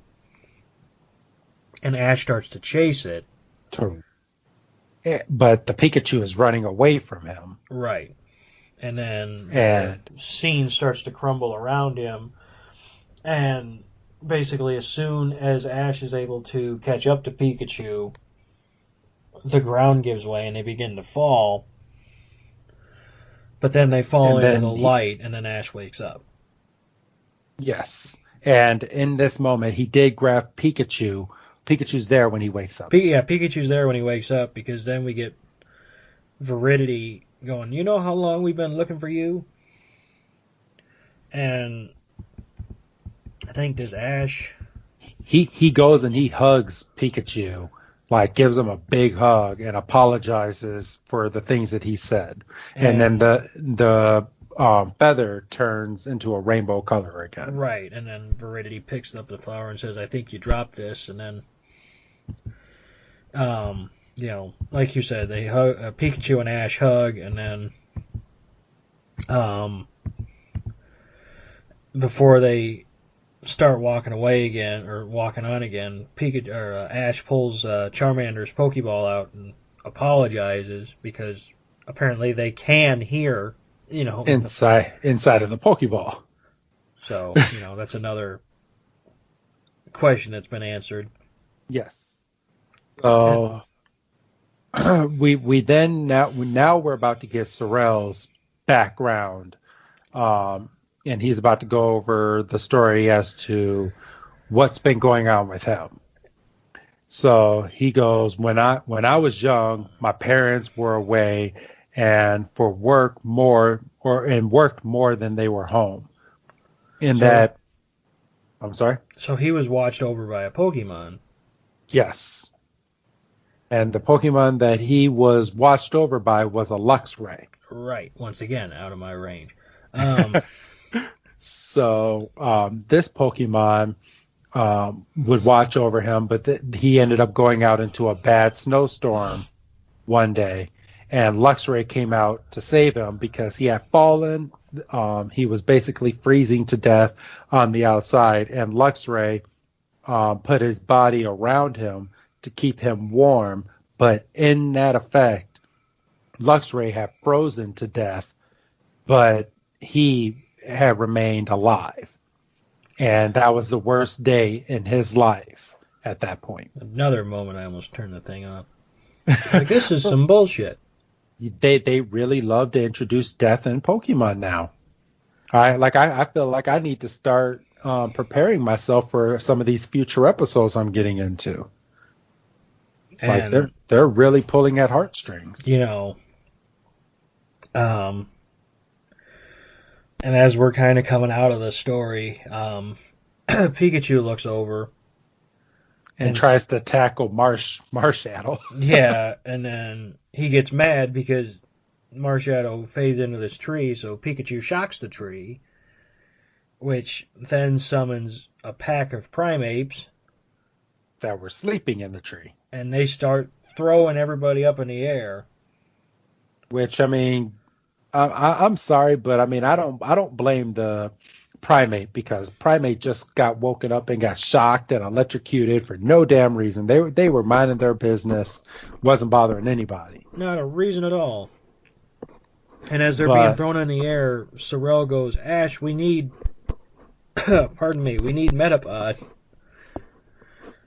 And Ash goes, really? So he calls them out, and apparently goddamn Metapods can do slingshot. Yes. So I'm sitting here going, what the fuck? So, because Sorrel basically told Ash, he's like, Primates, once they get mad, there's no calming them down.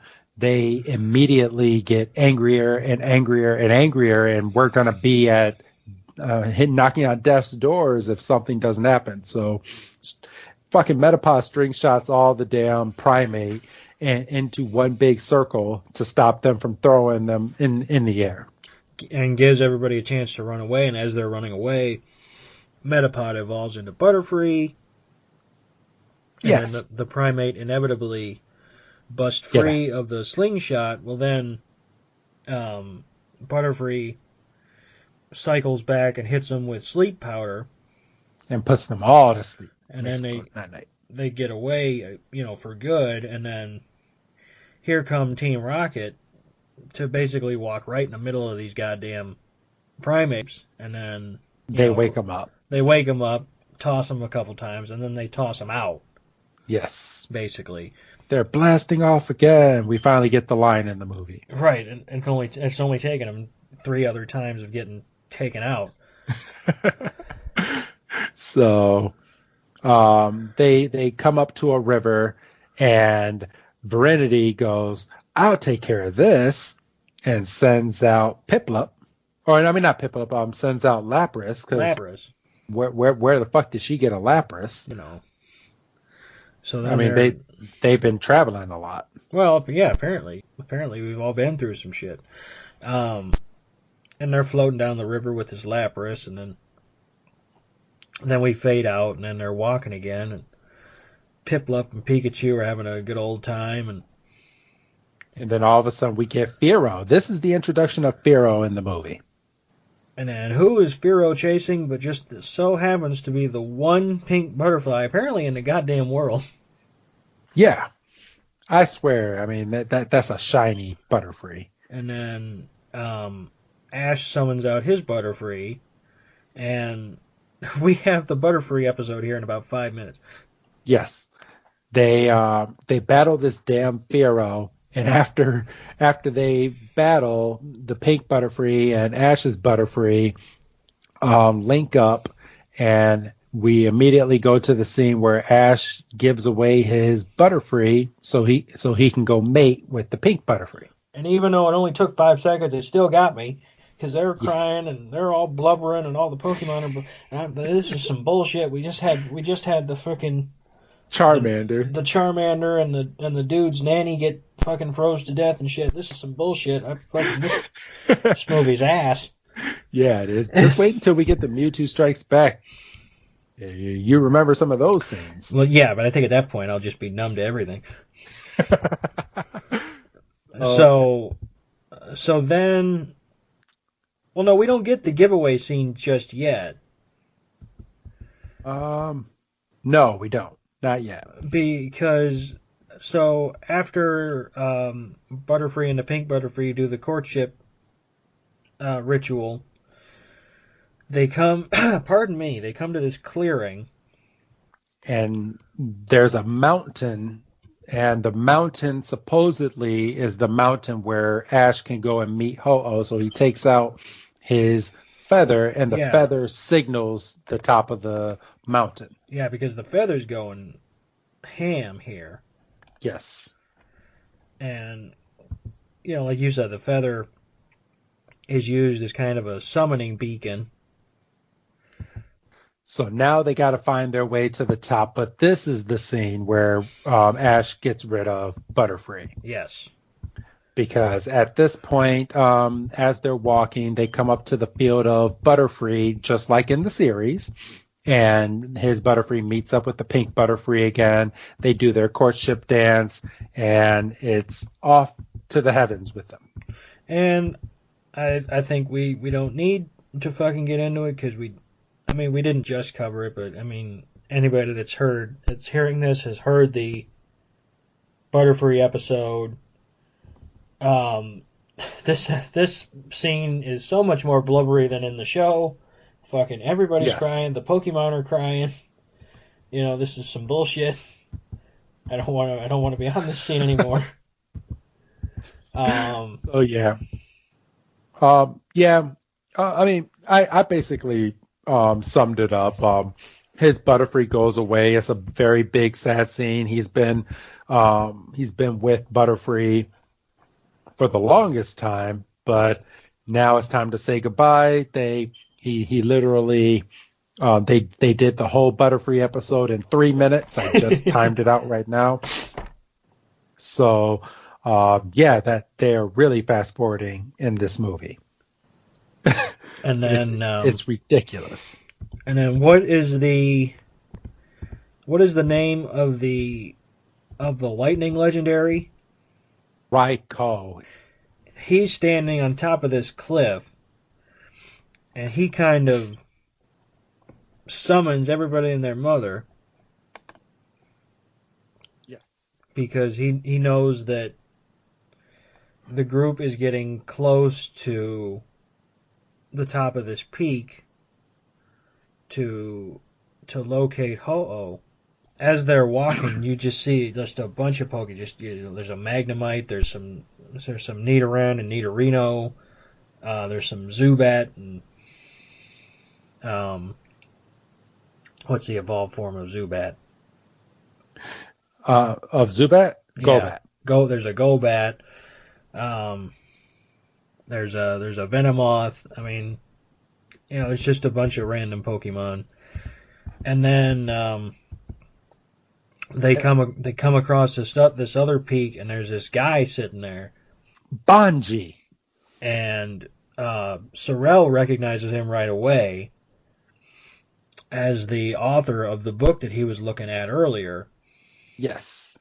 And Banji's kind of going crazy. He's like, it's faint, but I can smell a bit of Ho-Oh. And Ash goes, it could be this feather that I'm holding that's fucking glowing like crazy. And Banji looks right at him and is like, oh my gosh, you're the chosen one.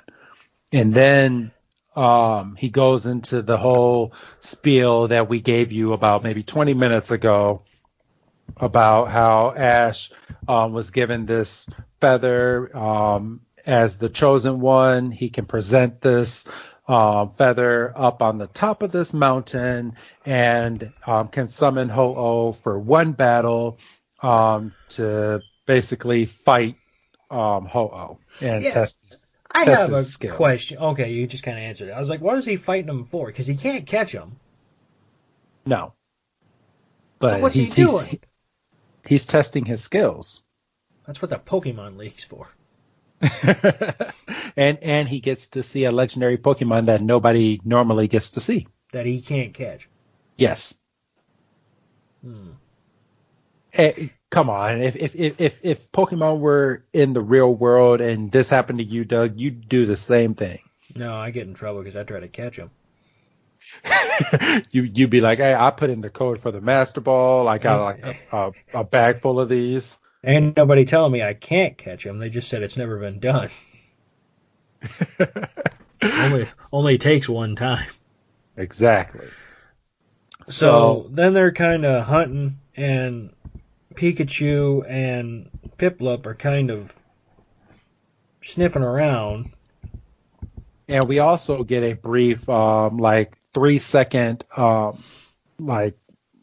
snippet of Cross is right behind them. He's been following them. Yeah, we should mention Cross was also briefly in the library. Yes.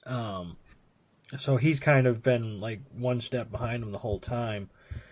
And He's following them because he knows about the feather, and well, we'll get there. right, we'll get there. And so it seems like Ash and the crew have a good where they're heading. So they take off, and Bungy's kind of sitting there because he's old.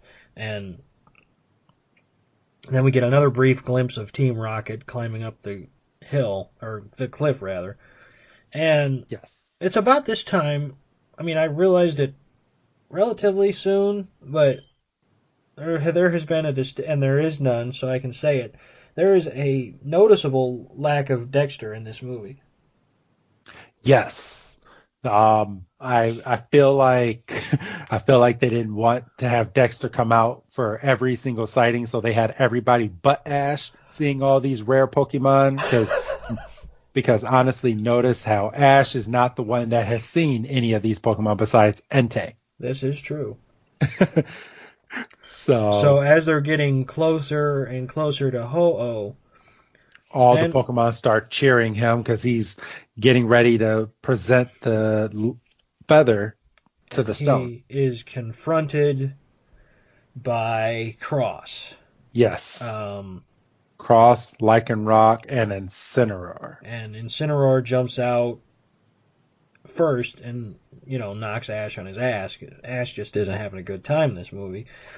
And Cross starts calling Ash soft again, saying that he should not be the one with the feather.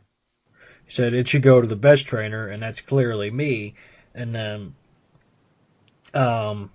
Ash pulls out the feather, and you can see that the feather is clearly reacting the way it should. And Ash says, well, I'm Ash, so I want to battle, so we battle. And we get another round of Incineroar versus Charmeleon. And we can Yes. see that Charmeleon is learning, or has learned from the last time, because he's clearly leaning more into his agility. And Yeah, fucking walking on walls and shit. I mean, it's that parkour shit. Um, And and and I blame Incineroar for this next part. Because Incineroar puts out a fucking flamethrower, makes fucking Charmeleon and Charmeleon's tail light up like 10 times as much, and then fucking Charmeleon evolves into Charizard. and fucking once again, Cross is like, big deal. A weak Pokemon evolving is still a weak Pokemon. And I'm like, are you sure this motherfucker has wings and shit? I'd be scared of Charizard. Because No. Incineroar was scared. Incineroar's face was like, I don't know if I want to fight this thing. Like, I was all well and good when that thing couldn't really get in the air, but this motherfucker, once again, has wings. And Ash is like, use Slash, and then, you can Use see flamethrower. you can see that he can fly out of the range of Incineroar's flamethrower. And then Ash turns around and goes, use Dragon Range. And I said, motherfucker. And fucking Charizard was just all sorts of beefed up and not disobeying Ash. I want to point that out. Yeah, So that's very important. He's listening to every word that Ash is saying, and he's smiling with Ash. And then we get to the point where Ash says, all right, Charizard, we need to finish this off with one big move. So he flies off and Seismic toss. and yeah, because Cross goes, grab him out of the air, Incineroar, and he gets him like momentarily around the neck, and you think, oh shit, Charizard's in trouble, and then Ash just, quick as a wink, just reverses it into seismic toss. I'm going, well, that's cheap, and Yeah. and then throws him down, and then apparently uses every last ounce of flamethrower in his goddamn body. He gives an Incineroar a receipt for what he did to him back then. Remember how they both did flamethrower and Incineroar engulfed Charmeleon and just bashed him? Yeah, that was Incineroar this time. And you can clearly see that Charizard's flame is bigger, and it engulfs Incineroar, and Incineroar can clearly not answer the bell and has lost this round. Yes. And then Ash is a prick.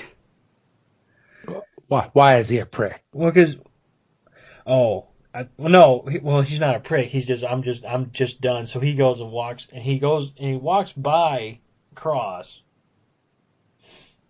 and Cross goes Which was his first mistake. because then Cross has enough time to turn around and go, I saw Ho-Oh too. But he didn't drop a wing for me. He goes, why are you the chosen one? You? It's at this point that Ash says, I have a pure heart, and that's why he dropped it for me. So I'm going to go and put it on this stone. And fucking Cross wasn't having any of that. Cross goes, grabs the feathers right out of Ash's hand, which I don't know why Ash wasn't holding onto this thing any tighter. And if you have a pure heart, right? Yes. Should you say out loud, I have a pure heart? No. No, I didn't think so. But Cross grabbed that feather, puts it on the stone to summon Ho-Oh. But it's at this point the feather immediately turns purple and black. Because like we said about a half hour ago, the one with the bad heart cannot summon Ho-Oh, but all evil will ensue. And that's exactly what's about to happen here. Right. So it's at this point, now everything's turning black and purple. Marshadow comes up and picks up Cross and throws him like he was about to kill him. He was about to toss him into some stones, but luckily his Lyrican fucking picked him up to save him. Yeah, thankfully nobody apparently believes in Pokeballs around here. Or I said Lycan Rock. My bad. But it's at this point now, the evil is now ensuring all of the Pokemon that's around him, including Lycanroc. And Lycanroc starts attacking Cross. Yeah, he's right on Cross and just starts going after him. And throws an attack at him, and Charizard gets in the path and blocks the attack, and Cross is stunned. He's like, you just saved my life, and freaking, I just lost the girl's name. Who? Verity? Yeah, I lost her name for a second. She goes, can't you see? He never forgot that you were his trainer once. And just when you think, oh, Charizard's going to have a heart, he just looks at Cross and goes, humph.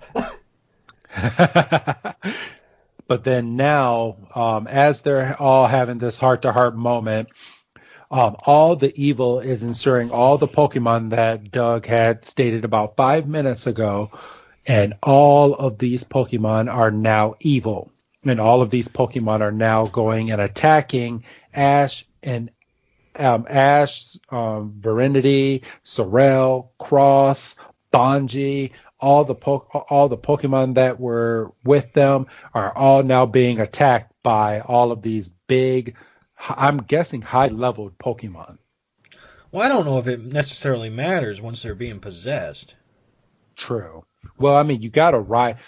Just in this spot right here, you have, let's see, you have a Nidoking, a Nidoking, a Nidoqueen. You got an Electabuzz, a Rhydon, a Magmar, all getting ready to what looks like use their biggest moves that each one of them has, which looks like they're all solar beams, and just about to obliterate them. And you can see the group's Pokemon trying to fend off the possessed Pokemon, and then you can see Cross is literally battling hand in hand with his what do you call him? Lycanroc. And to the point where Lycanroc actually goes and bites the mess out of Cross. He bites him, and then apropos of nothing else, Cross goes, remember you bit me the first day I met you. Like, we're supposed to know that. No, I know. Bullshit. And apparently, Cross screaming at Lycanroc to remember is enough for Lycanroc to snap out of it, which, is a nice moment, but it's not earned. Yeah, it's not earned at all.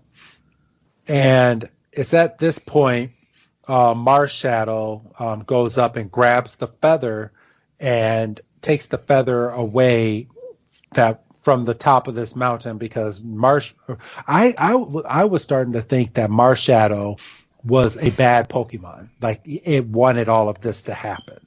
But Marshadow is actually a good Pokemon and trying to correct all of this. Well, and I mean, I think you're forgiven for thinking that because everything that's been leading up to this moment, all you've been seeing of Marshadow is him lurking in the shadow. Yes. So him and Pikachu kind of have a one-on-one. A one-on-one battle, yeah. And they Marshadow was whooping some ass on Pikachu.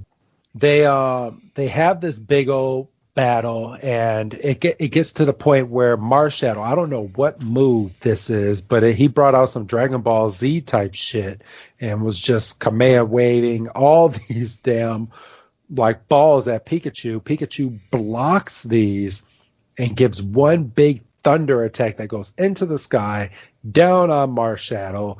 Marshadow gets blown, and Marshadow does one of those like old movie where he falls to his knees and is like, okay, I'm done.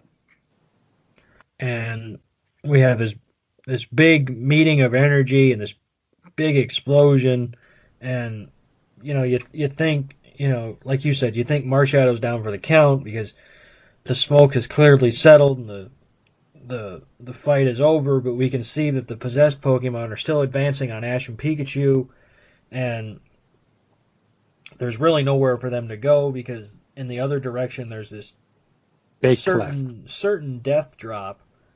It looks like the cliff from The Lion King. So if you think of like the rock that Simba goes on that he was presented on, that's what we're looking at. It's this high cliff that looks just like that. So Ash picks up Pikachu, who can no longer even stand after giving its big thunder attack, goes over to the edge of this rock, and all these Pokemon that were following him just blast Ash, and then they immediately go over to Verity and Sorrel and Cross looking for Ash, and they all see Ash just get blown to smithereens. And this is where it kind of shook me. This part is the part that got me. Yeah, because you can see in the collision, Ash and Pikachu have been separated, and Ash tries for one final time to roll out his Pikachu's Pokeball and say, Pikachu, I know you don't like to go in there, but if you go in there right now, you'll at least be safe. You'll be safe. And he stands in front of all these possessed Pokemon, and he, just offers himself as a martyr for all this energy and all these attacks. And in a mirroring attempt at the pilot episode, where Ash is standing looking for the Fearow and Spearow attack, Pikachu tries to do the hero jump, but this time, for whatever fucking reason, Ash decides, I'm going to catch him. And, because you don't get it. And he grabs him and, tries to shield him, and, they're laying there basically accepting death at this point. Because these Pokemon are charged up, or charging up, rather. And Ash goes, Pikachu, I don't understand. Why won't you go in the Pokeball? And as Ash is fading into unconsciousness, you hear Pikachu's voice go, it's because I always want to be close to you. And Ash has this momentary realization of, wait a minute, you can fucking talk. And then it's about that point that all this energy just goes, bam, and just fucking, and with his last possible ounce of energy, Ash gets Pikachu into the Pokeball at the very last possible second, shields him from the blast, just long enough for the Pokeball to land, Pikachu to come out of the Pokeball, and as Pikachu's coming out of the Pokeball, Ash's hat lands on his head, just in enough time for Pikachu to look over and see Ash fading into nothing. Yes, Ash is dead at this Deader point. than he was, deader than he's gonna be in the first movie. Like he legit died. Like he Like is, he's gone. Like and he's nothing. yeah, he's a ghost, and the particles of his body is now being lifted into the heavens. And Pikachu lets out one desperate, final, furious cry and thunder wave. It just shocks every possessed Pokemon out of existence and Dude, snaps them back to normal, brings the color back to the world, and he's just fucking bawling, and he's got the hat, and the hat's all tore up, and oh man, like Pikachu's all tore up, and then he gives out one big Pika into the clouds, and then we get another fucking hazy gray dream sequence with Ash coming to and wherever his world is. yeah, Ash is now dead, and he's basically in a world now looking at Pikachu in the real world, but this time, um, everything is back to being in black and white. So Ash is seeing all this stuff and just looking around, not realizing that he's dead. And, we have this shot of Pikachu can hear Ash in his world, and then Ash can see Pikachu or hear Pikachu in his world, and he's running. And we get the recurring line of "we used to run like this all the time," which is a line that we got during the original regular school sequence that we did kind of skate over because there was some other shit going on. Yes. So this is the second time we've gotten it, and we see Ash running through the same field that they were running through in the intro, and all the color is in the field, but there's no color in the sky. And no color on him. And then, yeah, no color in him, and then we have this quick transition of it looks like Ash is running across the ocean, which might make him Jesus, I'm not sure. And then we can kind of see this burst of energy starting to form in front of Pikachu, and Pikachu's kind of getting the idea, and he drops the hat, and he jumps into the void. And everybody's kind of because everybody can see the void at this point. Everybody's like, what the fuck is going on here? And, Pikachu jumps into the void, and he's falling, and we see that he's going to fall into Ash's arms, and Ash sees the Pikachu, and he's going to catch him, and they fucking reunite, and there's this big fucking, everybody's hugging, everybody's happy. And then we cut back to reality, and the void's still going on, and people are still standing there gobsmacked, and then all of a sudden there's Pikachu and Ash just reunited, and everything's right in the world again. Oh man, like I can tell that this scene got to you because you ran through that perfectly. This movie kind of sucks. Had you all sorts of tearing up, but it's at this point now that okay, so Ash now has back the rainbow feather. Yes. And Marshadow is now gone. Yeah, he fades back into the ground. And Ash runs over like nothing's happened, like he's not hurt or anything, and to this big rock. It's not like you didn't just die, and presents the feather to the stone, and the stone creates this big old rainbow, and at the end of the rainbow is Ho-Oh, and Ho-Oh finally appears. And everyone is looking at Ho-Oh in awe. Banji comes out and he's like, the one who guided by the rainbow may meet Ho-Oh and become the rainbow hero. And Ash goes, yeah, that's me. And Pikachu's like, Pika! And Ho-Oh finally comes back. Team Rocket's still climbing up, and they're waving at Ho-Oh. And Meowth is an idiot and lets go of the rock and covers them back down. And that's the end of them. That's them for the movie until the fucking credits. So Ho-Oh comes in and makes his big old. I can just imagine this on the big screen. So Ho-Oh comes in and makes his big appearance, and putting the life into everything and the light everywhere, and he's healing all the Pokemon that's been hurt. And it's at this point now Ho-Oh comes down, sits on top of the stone, And Ash looks at him and challenges him. He goes, "Let's have a battle, because never mind the fact that I just died." It's a real quick line, but Yes. so all the energy is coming back to the world, and we get this real quick shot of Banji going, "This is the power of Ho-Oh," and I'm going, "All right, this dude needs to go to decaf." What the fuck? Well, he's just. Can you imagine though? Like, I'm gonna pause the movie just for a second, but they literally, within 5 minutes, they were in battle for their lives. They saw their best friend die. They saw their best friend come back to fucking life. They saw fucking Ho-Oh come out of the fucking skies, and now they're about to see fucking Ho-Oh battle Pikachu.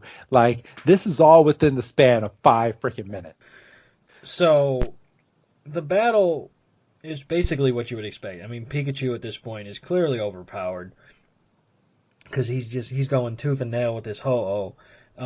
He does have to dodge behind a rock at one point, which I thought was pretty slick, because like you usually see Pikachu usually kind of just take shit, Yes. and Pikachu's like, "No, I'm gonna have to duck behind a rock here because I don't know if I can take this shit," and it's a clash of energies, which we've seen like 3 other times in this movie, and it kind of fades out. Yeah.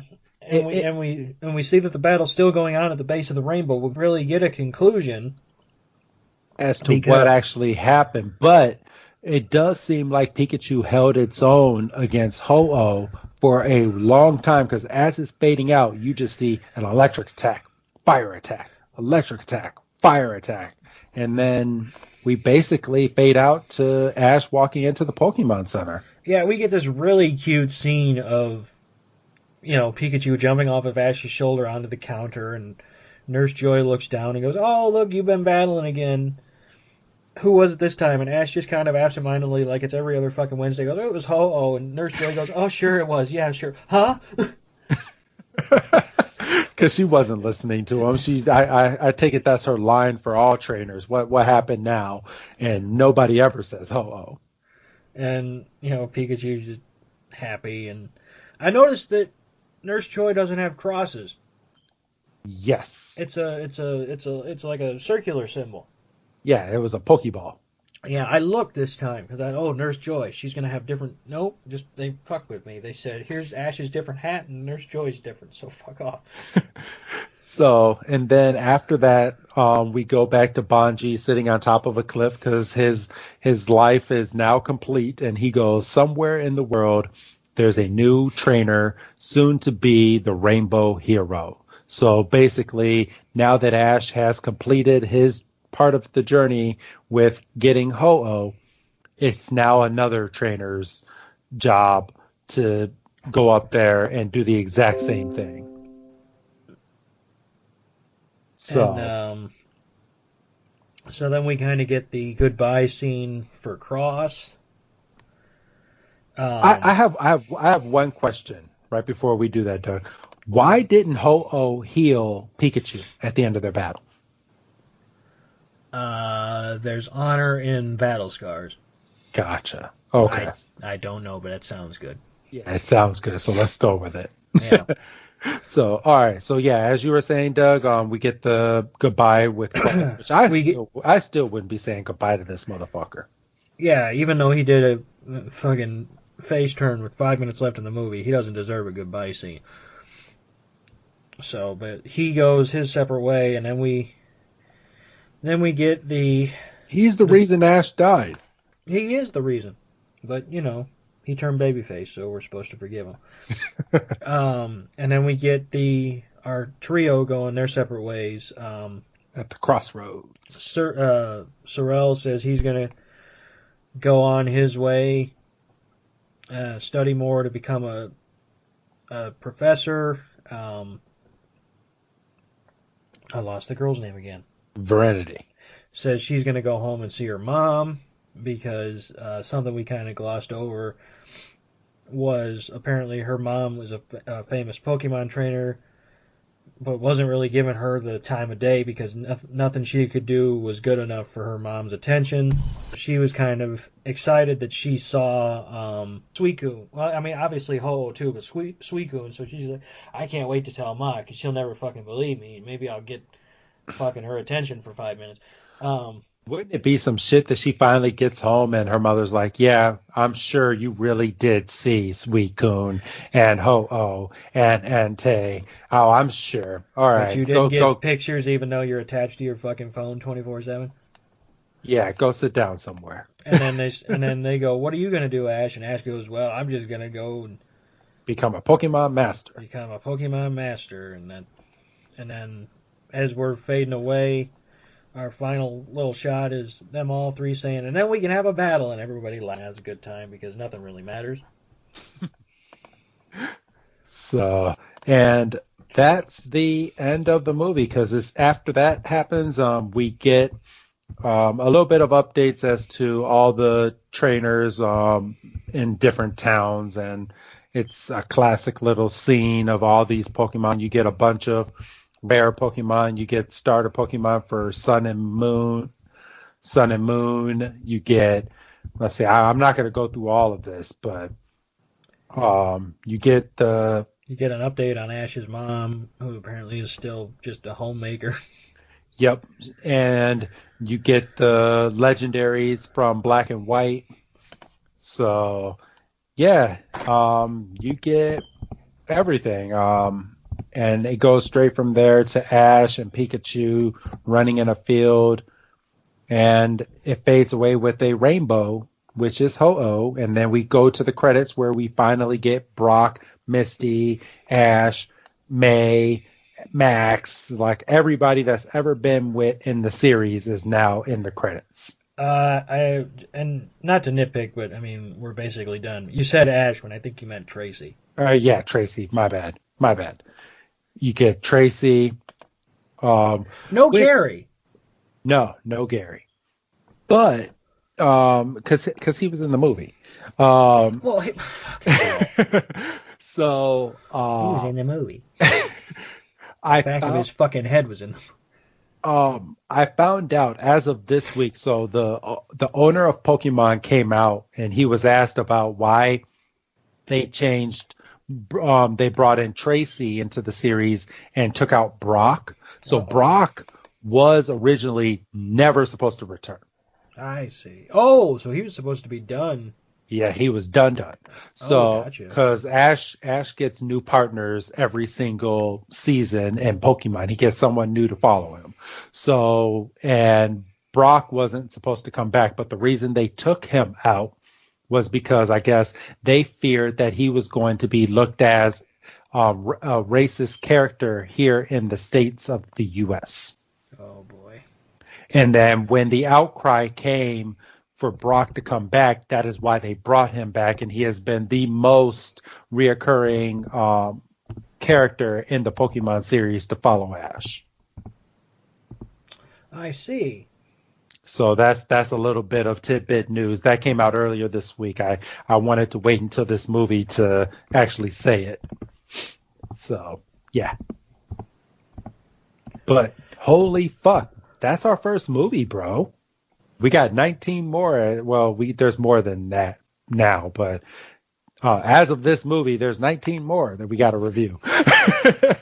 and just in case you're curious, yes, this movie apparently has a sequel that is also on Netflix. Yes. The Power of Us. And I don't know when you want to do that. I don't know when I want to do that.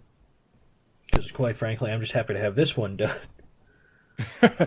We'll get to it at a later time because that has different characters that they actually bring into the series later on. So we're probably about 2 years away from doing that movie. So you're at least getting part one right now. So, but know that there is a sequel and all is well. Yes. And the next movie that we will be doing 100%, the next big special, is going to be Mewtwo Strikes Back, Pokemon the first movie. But just giving everybody fair warning now. That's because let's not spring it on people. You're gonna have to pay for that one. Yes, that's going to be behind the Patreon wall. And it's only $5 a month. So go ahead and hit that subscribe button if you like this movie, because it looks like as of the time you're hearing this, probably in about another 3 months, we're going to have the Pokemon the first movie.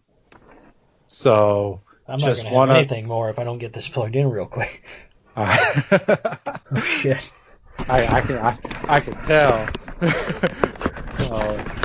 I looked down and I said, "What's flashing?" Oh, your battery, you idiot!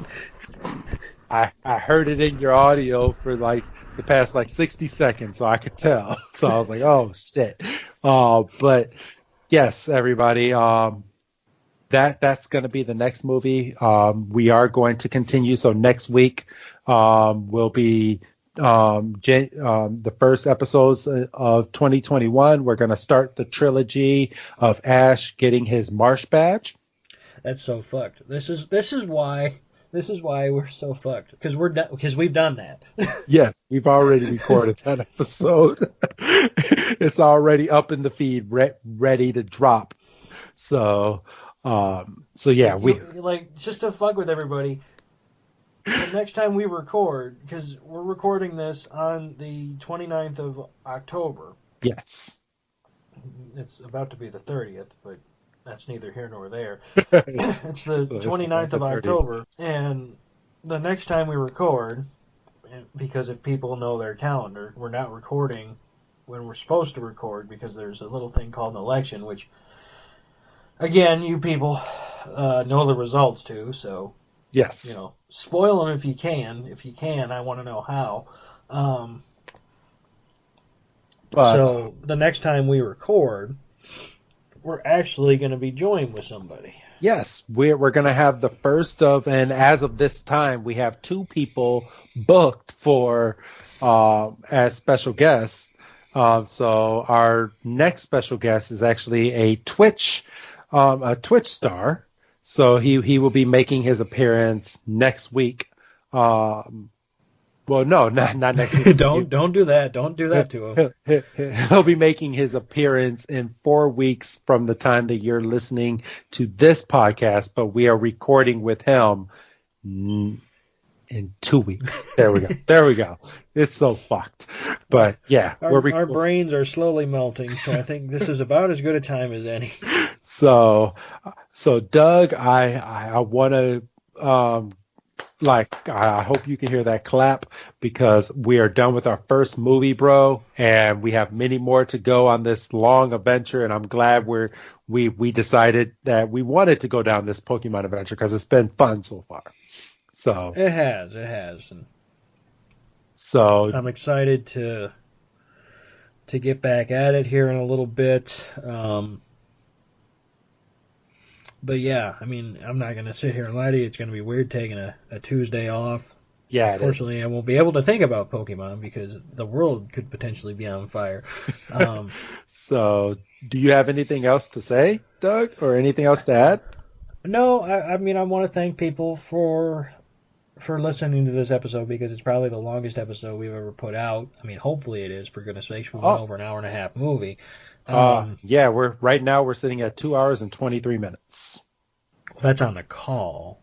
Yeah, but we remember we started this call up only 3 minutes prior to us actually getting in, so about 2 hours and 20 minutes right now. Oh shit. Yeah. Well, yeah, but I mean, it's not gonna, because there's a little bit you can cut. Oh shit.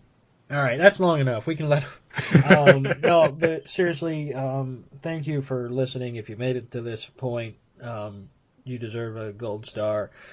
If I can give them out to you, I would. Hopefully, you do consider signing up to the Patreon, because, I'm not going to get too into the weeds because I'm not 100% sure about it, but at a certain point, certain episodes are going to stop dropping off of the free feed.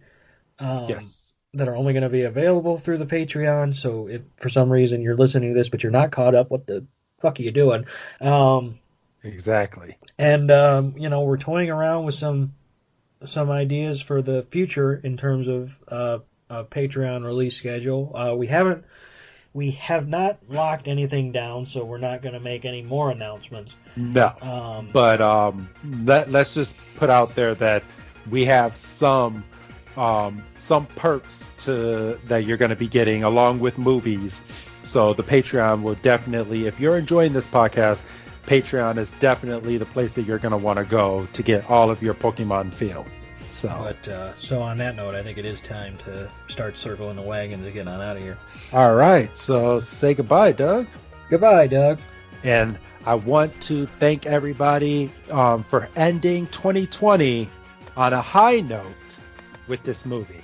So have a good night, everybody, and we will see you next week in 2021.